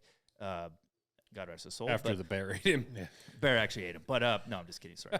But regardless, he has this brain fart and tells me to stop him. And I'm like, no, just shoot him. And obviously, I don't want a person to shoot if they don't feel comfortable. So I'm like, okay, be ready. And I just kind of went, like I just made a little sound. And this bear, you just see his eyes look at me, but he just keeps walking. And I was like, as soon as he gets past that branch, shoot him. And because now he's going to walk out of our little lane there. And the bear just turns on a dime and starts walking towards us. I mean, head down, no shot at all. He's just like coming right towards us. And I said, don't move. Don't move. I said, I'm going to stand up and get him to, at this point, I got to stand up and get him out of there or get him to stop. I said, when he stops, shoot him in the chest. Or if he stands up, shoot him in the chest. And I start raising up out of the grass. I said, hey, bear. And he kind of like lifts his head up. Well, my hunter moved on the right of me in the grass. And you just see the bear go, like, he doesn't know what I am. He just sees me coming up, and he starts assessing what I am. And all of a sudden, he sees this little thing move. And he just, like, lunges forward, and I go, hey, hey, hey. And I jump out there at him now. Hey, hey. And this bear, or in the meantime, my hunter falls backward, shoots his arrow off that shoots in between the bear and me. And I'm like, get another arrow. Hey, hey. And this bear's just, whoa, what? I mean, he's from me to the MKC sign, just going, ooh, ooh, ooh, ooh. Like he's confused as hell of what this thing is. And I'm like, hey, hey, hey, hey. You know, I'm looking at him through the crosshairs. I'm like, get an arrow, get an arrow, get an arrow. Hey, hey, hey. And all of a sudden the bear like turns, runs away. Damn. He couldn't smell us. Yeah. But it was raining and blowing, and he was just like, he lunged to grab whatever that was, but he didn't know what we were. And that guy fell over, and he was like just in shock, kind of. And the bear runs off, and I'm kind of like upset that he didn't get this bear killed because it's a giant. And I just look at him like, man, dude, what the heck? I'm like, you shoot when I tell you to shoot, all right? I was like, that wouldn't have happened if you just would have shot the damn bear. I was like, why do you need me to stop the damn bear at 12 yards? Yeah. You can hit a sheet of plywood, can't you? Like, what the hell? I was kind of reading right at, but I could tell he was in shock, and I was like, ah, shit. I said, I'm sorry, man. Come on, let's go. Let's go back up on the hill. Let's get the hell out of here.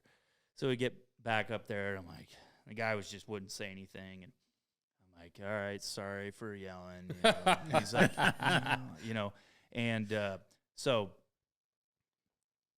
an hour and a half goes by. It's raining and blowing. We're sitting underneath the tarp, and I happened to get up and I looked down. I'm like, oh shit, there's a bear right below us in this little side creek. I was like, shit. I'm like, okay, he's going out to the main river. Okay, let's go. And we hustle down there. We get down to almost the same spot, but like we've set up 10 yards further over to one side because this bear is coming the other way. And I'm like, you shoot when I tell you to shoot. And he's like, yes, sir. Yes, sir. Dad. I'm like, you shoot when I tell you to shoot. And so, anyways, this bear comes out, and he pops his head out, and I'm like, holy shit, it's the same bear. Because this bear had a big old scar on his nose. Really? And he popped up, but he looks over where we were, and he starts from across the creek. Now he's at like 20 yards from us, but he's got his shoulder tucked back. And he starts jumping on the bank and going, to see if that thing is still over there in the brush. Yeah. And I'm like, holy shit, he's looking where we were. And I'm like, get ready to shoot. And so he's full draw, and all of a sudden he just, okay, I guess nothing's there. And he just moves that shoulder. I'm like, shoot. He shot, drilled him perfectly. Bear, died 80 yards away. But that bear lunging at us and being that close, but I could tell that bear was not in the same mode that the bear that charged me and actually was, coming to, maul, maim, kill, whatever.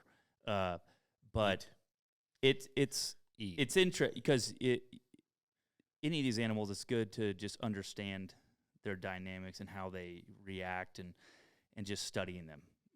And I do get a kick out of all these people calling these circumstances bear attacks that never actually touch the person, kind of thing. Right. I guess maybe an emotional attack, but Yeah. I've had buddies that were mauled like pretty severely. That grizzly bear triggered me. Yeah, and it's like, come on, guys, like that's a real bear attack. That's attack. Yeah. I don't know. I don't look at it as there's been a few bear attacks around here in the last few years. I mean, the grizzly bear problem down here is becoming real.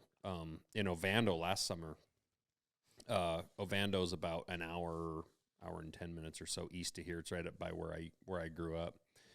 Gal bike rider and her family or friends or whatever, they rode into town in the middle of Ovando. Ovando's a little tiny town, but it's full on town for sure. And they camped out right behind the museum in town in their tents. Bear comes in to camp at night. They shoo the bear away, and they had a bunch of food out and stuff. And I would say typically where they were camping, because this little town is actually in the wide open. It's not like in the mountains, in the trees. Like where I grew up, there's trees and we have bears around there all the time. But this is so wide open, the town of Ovando is, that you kind of almost have this sense of like, well, the bears are out in the mountains and not necessarily in town. Had food around, whatnot. What do? Take their food into the tent with them. Yeah. Get back in their tent and go to sleep. Bear drags her out of a tent in the middle of the night and kills her in front of her family, or friends or whatever. Yeah. And it was like horrific scene. Like I know the guy that he kind of pulled guard duty on it a little bit when the paramedics and everybody came. You know, they weren't so sure if this bear was going to come back for its kill or whatever. Mm-hmm.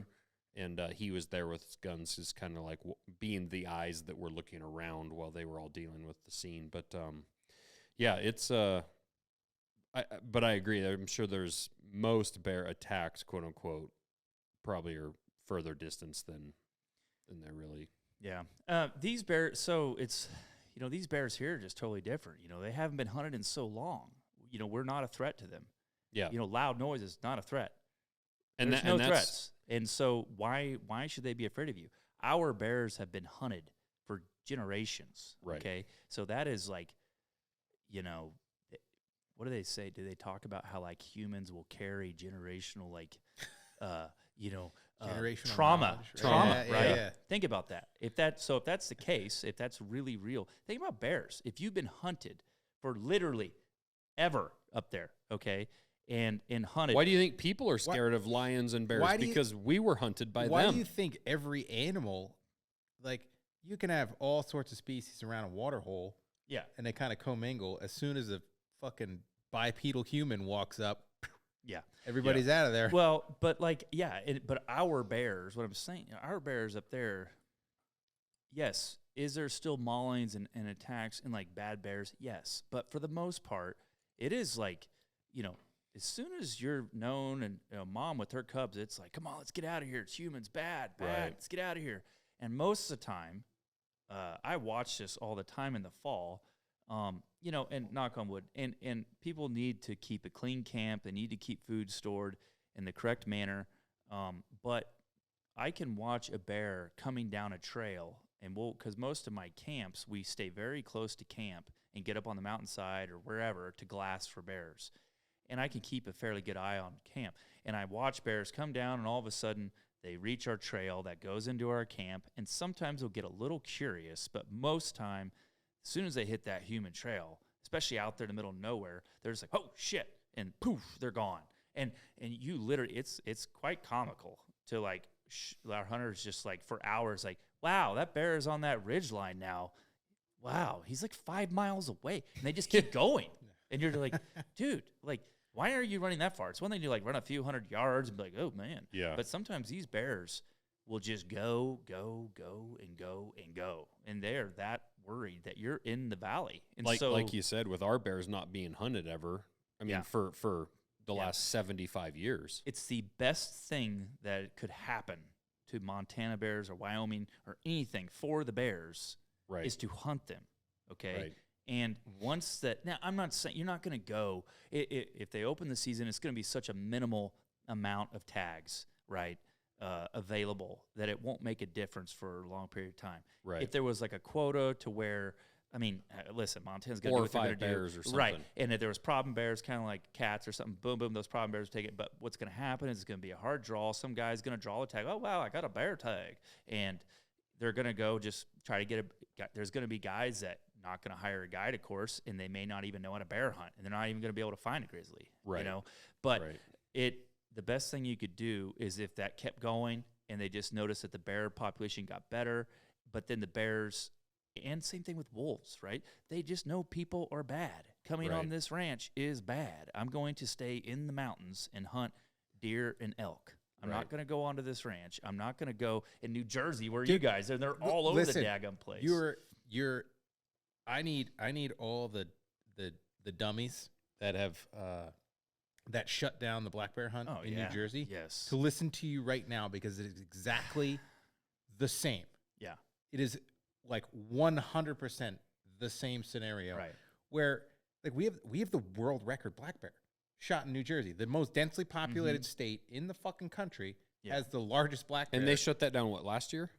Yeah, it's years been ago? a while. We had 2020, so they shut it down for 2021.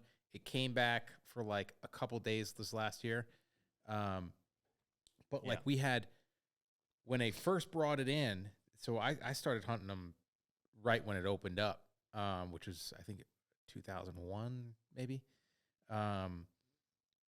And like the bears were isolated to the top 3 counties in the state. And over the last 20 years, the bears have spread throughout the entire state now. They're everywhere. But like I videoed one this year.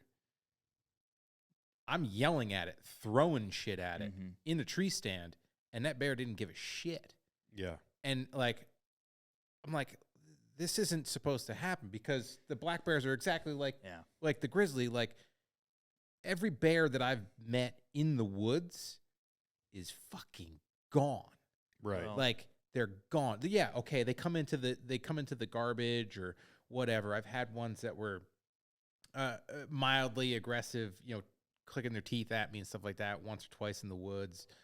But like around the garbage, they'll hang around, stuff like that if there's food around. But usually in the woods, it's like, it's like a freight train running through the woods. This motherfucker, I nearly hit it with my water bottle. throwing a Yeti water bottle at People get attached to bears and wolves and whatever, and it's they still need to be managed properly, and they don't want you to hunt them. And then when the population gets out of control, their chihuahua gets eaten, or someone gets mauled or killed or something in a park where they shouldn't be. Well, they don't want us hunters doing the dirty work. No, they want the government to go in there, our tax dollars, to take care of this problem where we could be making money as a state. The state could be making money off of us hunters that will actually do the job much better. Are we the same person? This is the same. We're the same person. Yeah. This is the same exact argument, because like our bear tag in New Jersey is like $2.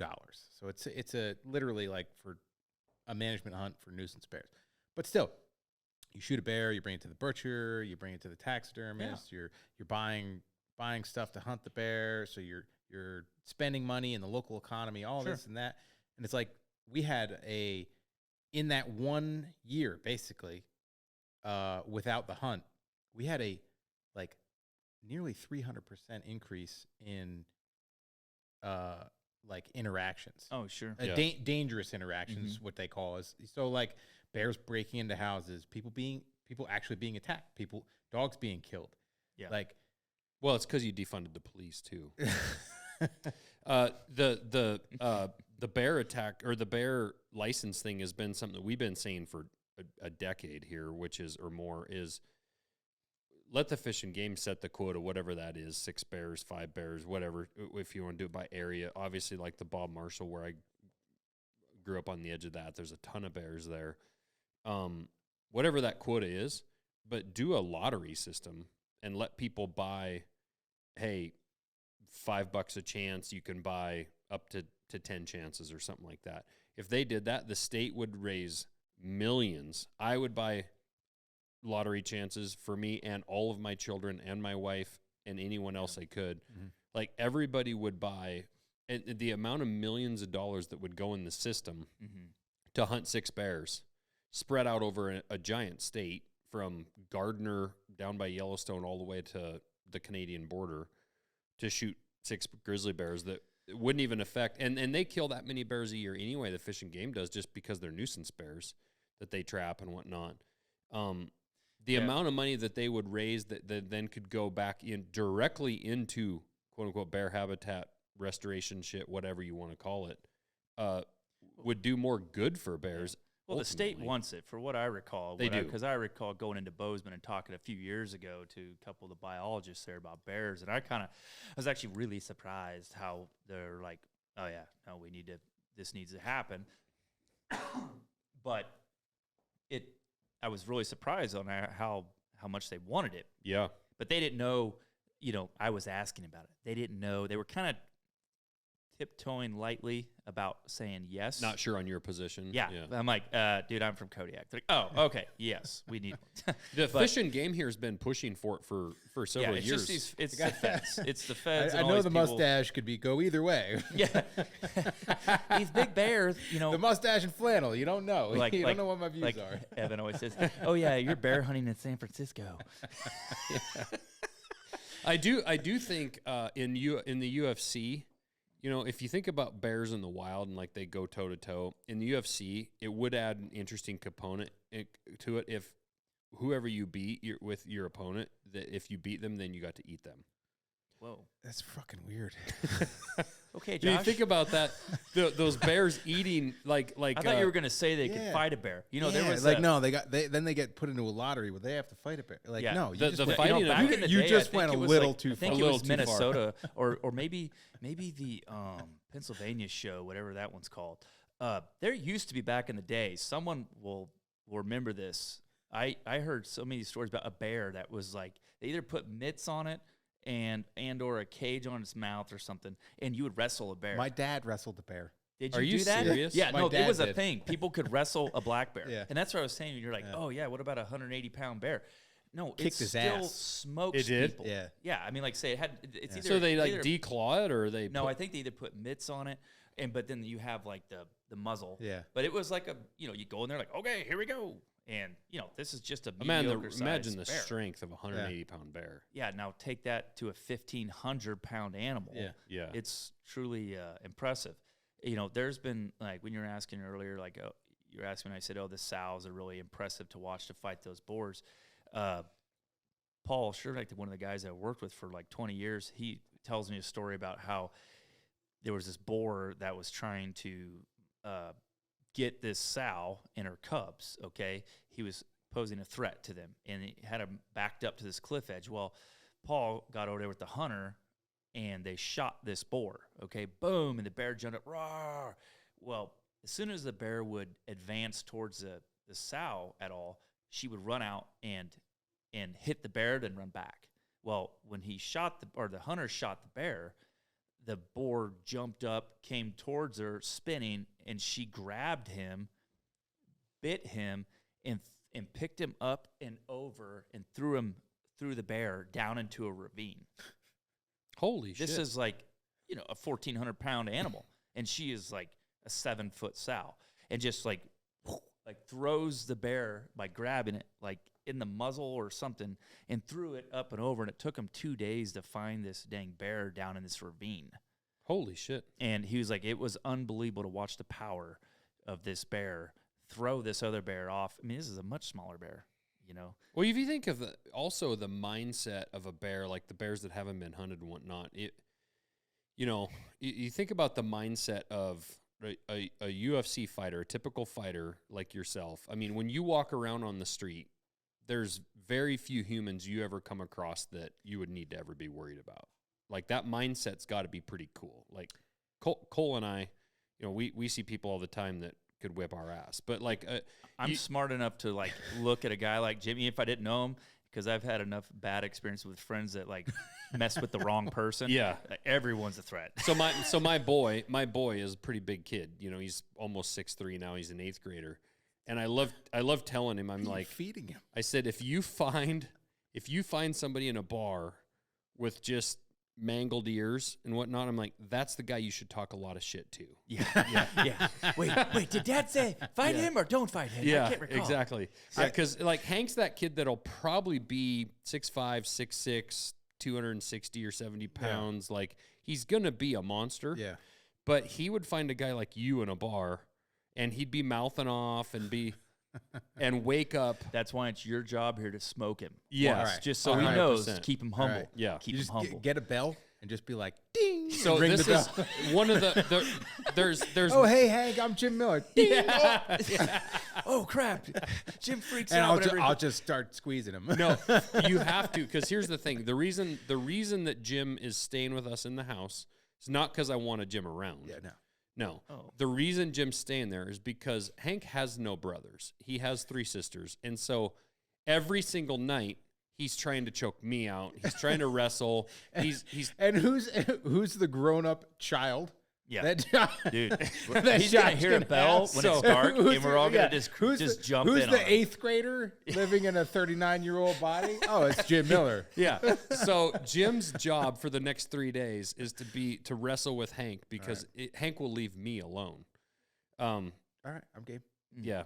There you go. Derek Wolf, he's staying here tonight too, and Derek's a monster, played in the NFL, and Derek told me to tell Hank to be prepared as soon as he walks in tonight. No wonder I wasn't invited to stay in the house. I'm in the trailer with Sloan. Yeah. Dang. Got the big stars going in the house. But that mindset, it has to be kind of cool though, from a UFC fighter perspective. You're there's nobody really you need to worry about too much. You're like the bear in the human world. No, you're not. You get to a point, right? You get to a point where it's like, holy shit. You start to learn that all of us have weaknesses, that all of us have vulnerabilities. Chocolate. So, chocolate, right? So, Cinnamon like the rolls. more you seem to like train to do this stuff, like, because there's that, it's like in the jiu-jitsu world, the blue belts they're the whipping boys. Yeah. Right. Like, because you know enough, you think you're a badass, but you really don't know enough. Like there's this idea that goes around that's promoted by the jiu-jitsu community that 90%, 95% of fights a blue belt will win, on the street, which is bullshit, because anybody that's had a gym knows that most blue belts aren't training anymore. And we are the product of the last couple of weeks of our life, So if you haven't been doing this shit, this is a skill that goes away. Yeah. Right. So like, if you're not in shape and you're not training this stuff, it won't come out. Yeah. Like, it won't happen in a fight. Just because you took jiu-jitsu and got a blue belt 5-6 years ago doesn't mean that if somebody comes at you at the bar that you're gonna be that blue belt that you were, 5-6 years ago. Right. But like, as you start to learn more, you learn that like, oh shit, if I'm not paying attention or if I'm having a bad day, I'm more vulnerable. So like, I am I comfortable handling stress? I think that I'm very good, very good with stress. Mm-hmm. like I've had a couple instances in my life that have put me at a point where it was like, oh, this could be shitty, and you just dealing with violence at a very personal level, day in, day out, or at least multiple times a week, I think is probably the biggest benefit of like the mixed martial arts, the sports that are that comprise MMA, the wrestling, the jiu-jitsu, the Muay Thai, boxing, sambo, and certain types of karate. They're great for stressing you out and putting you in a position where it is uncomfortable. Somebody's actually trying to choke me. Like, and right. Nobody on the jiu-jitsu mats wants to get choked unconscious. Right. Like, but it happens, and when you're put in that position by choice, it teaches you how to like control yourself in stressful situations. Yeah. And I think that's the best thing about it. Am I going to triangle somebody, on the street? No. Like, it's not going to happen. Because I'm not going to go to that, that move. But having trained it a bunch of times, it gives me that ability to like deal with the stress. Like I'm more likely to have to provide, rescue breathing, right, or save my kids in a fucking pool than I am to beat somebody up that's trying to kidnap them. Yeah, I'm more likely to have to stop a bleed, right, from a car accident or some type of accident than I am to beat somebody up that's picking on my kid. Well, and your skills actually allow you to probably diffuse a situation more than like someone who's not trained might fight out of fear. Yeah, well, earlier than you would need to, knowing what you know. I fight for money. Yeah. Right? So if I pay you to beat up my kid, I will beat up your kid. I fight for money. I don't, I do not fight for pride. Yeah. And like, cause there, in my opinion, there's like, I have a lot of respect for Jocko. I think that him hurting Dudley when they were rolling, I think was kind of fucked up. I'm going to say that, like I think he should have been in control. But he says he's a gorilla. He is a gorilla. Shouldn't have broken Both of them are gorillas. Both of them are gorillas. But Dudley could come at me as hard as he wants to, as a black belt, And Jocko's been a black belt longer than I have. If Dudley came at me, You'd break his neck. I would deal with whatever the fuck knowing that he knows nothing. Maybe it's me being the small guy and having dealt with a lot of big guys that don't know how to control themselves. But anyway, I don't want to get into that. But he broke his hyoid bone. But yeah,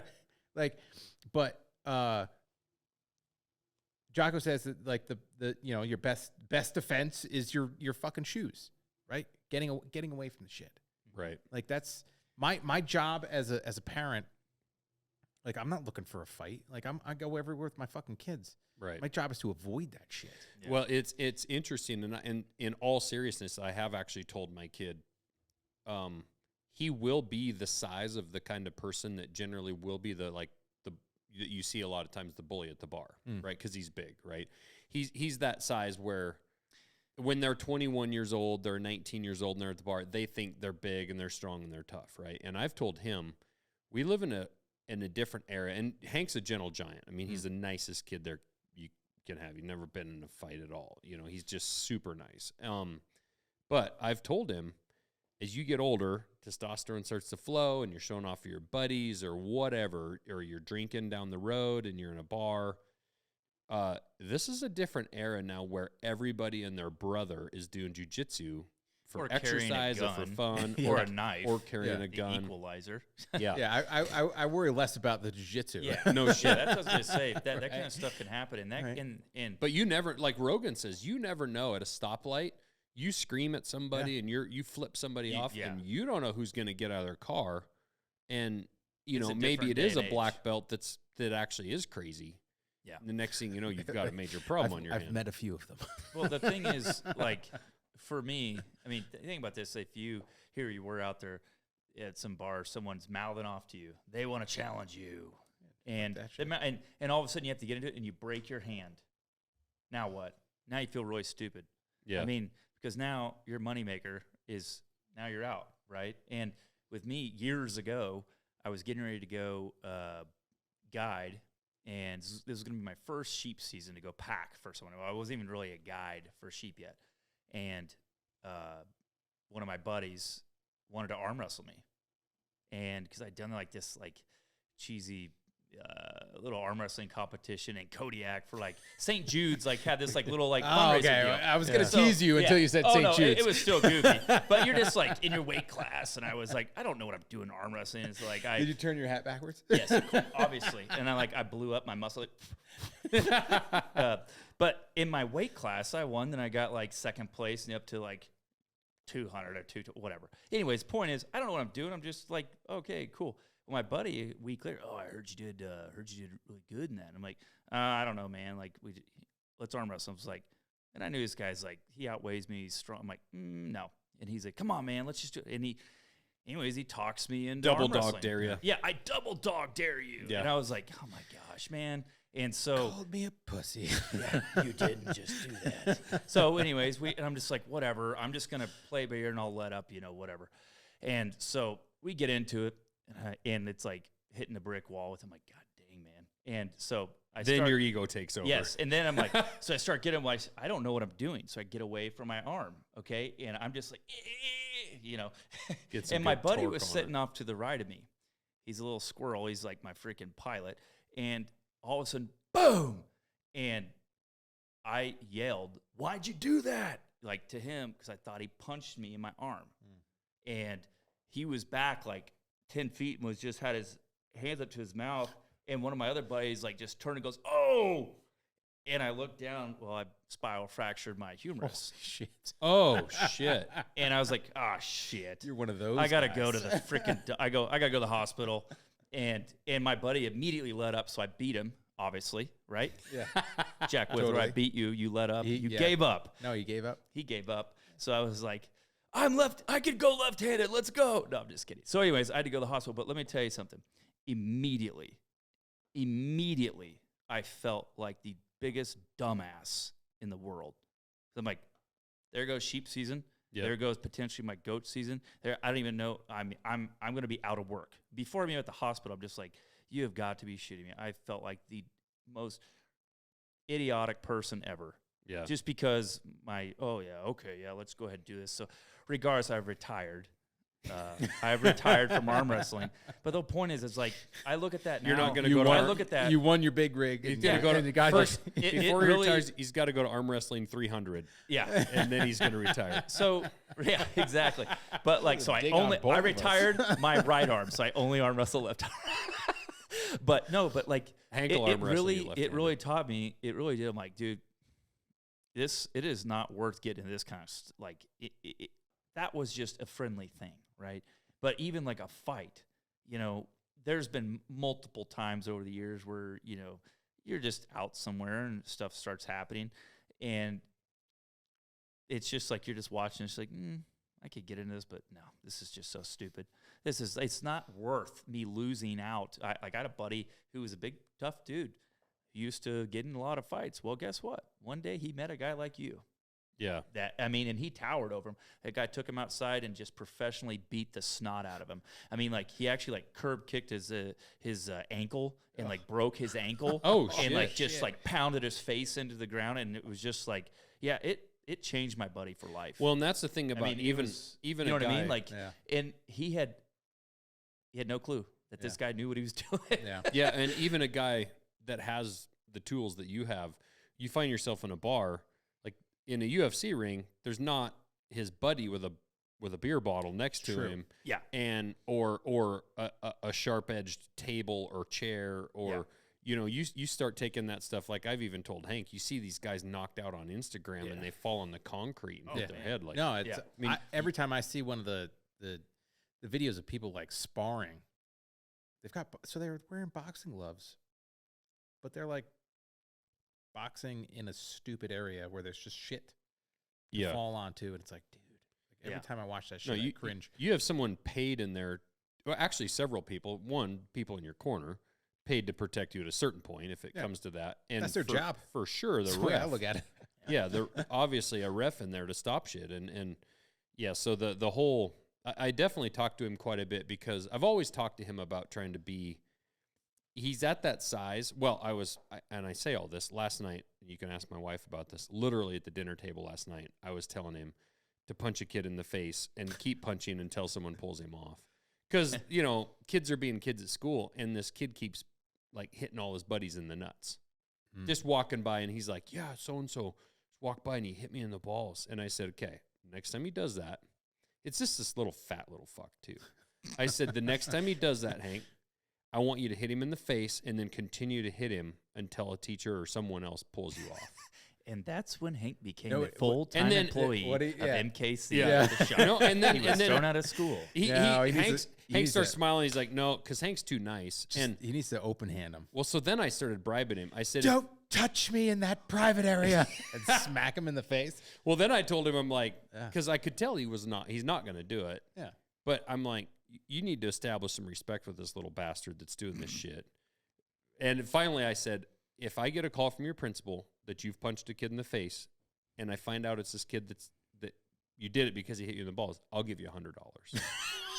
So, and I'm not, you could ask all this happened last night. And Your wife's like, I was waiting. after and I was waiting for like, I'm going to go to bat for you, Hank. I will go down to the school and tell them that I told you to defend yourself. Yes. And no, I'm going to give you $100.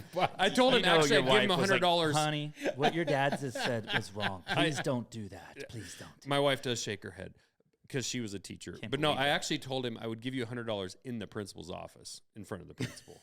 So, and then I said, we can hang out and go fishing or something, which is actually what we'll probably end up. He'll be like, keep the 100, but if we're going fishing, I'm going to punch the next kid I see. Okay, this is not exactly what I said. No, but kind of getting back to, I do feel like for me, because I've never had any like training or wrestling or anything. I enjoyed wrestling around with my buddies growing up that were wrestlers, but to learn how to take someone down in a bad situation. That's what I look at is like if you're carrying, you're not just like carrying a gun to like just shoot someone, right? You're carrying in case there's a bad situation that arises. Right. Okay, you come around the corner, there's some guy jacking with some lady, or beating on his wife or daughter, who knows what, and you need to handle that situation.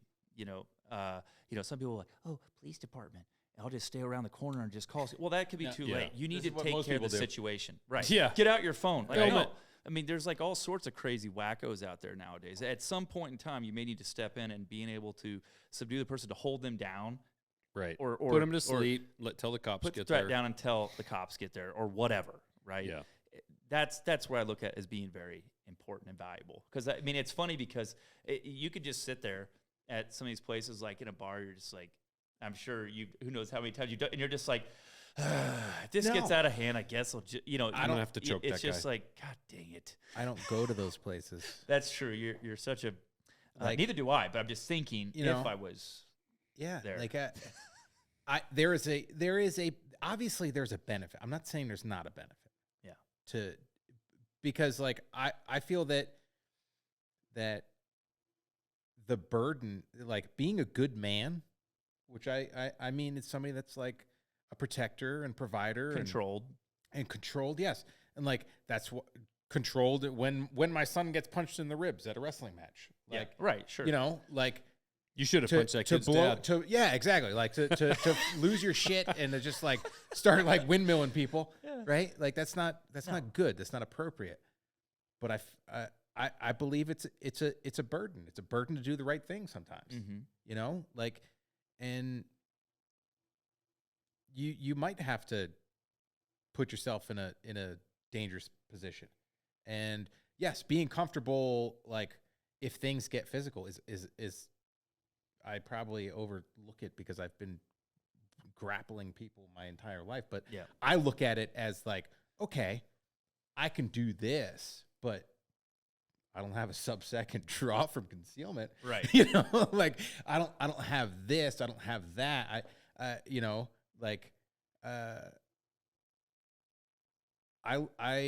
have a strength in one point, and that strength has opened my eyes to all the other weaknesses. Sure.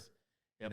Now imagine, to bring it back around to how this conversation started, which is where being a bear. Being a bear. And knowing that you have no weaknesses and there's no animal out there. Yeah. Like that's like wild when you think about like that bear that my buddy shot, that when he sees movement, his first thought is, I'm going to eat it. Like that's pretty freaking cool. When you think about nature, if you're a lion, if you're a bear, especially a bear in that part of the world, like a lion still has things to think about in Africa, elephants, things that can definitely fuck them up. I mean, there's a lot of animals in Africa that are pretty dangerous. A rhino, buffalo. When you're a brown bear, and again, the brown bear up in Alaska, to your point, the only thing that it really has to fear is actually human, which obviously from your experience fears humans greatly. Just the smell of a human makes it run for miles. And other bears, because they kill each other quite often. Yeah. Those big old boars, it's pretty crazy to see a giant bear get a whiff of you 1,000 yards away, and off he goes. I mean, 5 miles up and over the mountain. You're talking like a 10-foot bear. I don't know how many. Most giant bears, there's been so many bears that I've tried to stalk up on throughout the years that they get your scent and poof, they're gone. And you're like, why does he have anything to fear from me? Because you have a gun. Yeah, but they know that there's something bad there, and that's pretty cool to see them respect the human and not because they could be the opposite. They could just be like, whatever. Kind of like the bears down here, like, food over there. And to your point, the bears in the Bob Marshall Wilderness have lost that. Like, and like Rick, when he was guiding, they would shoot an elk, and they didn't leave it overnight because they weren't going to be able to get it back in the morning. Like, bears were going to have it. They hear a gunshot, and they're coming.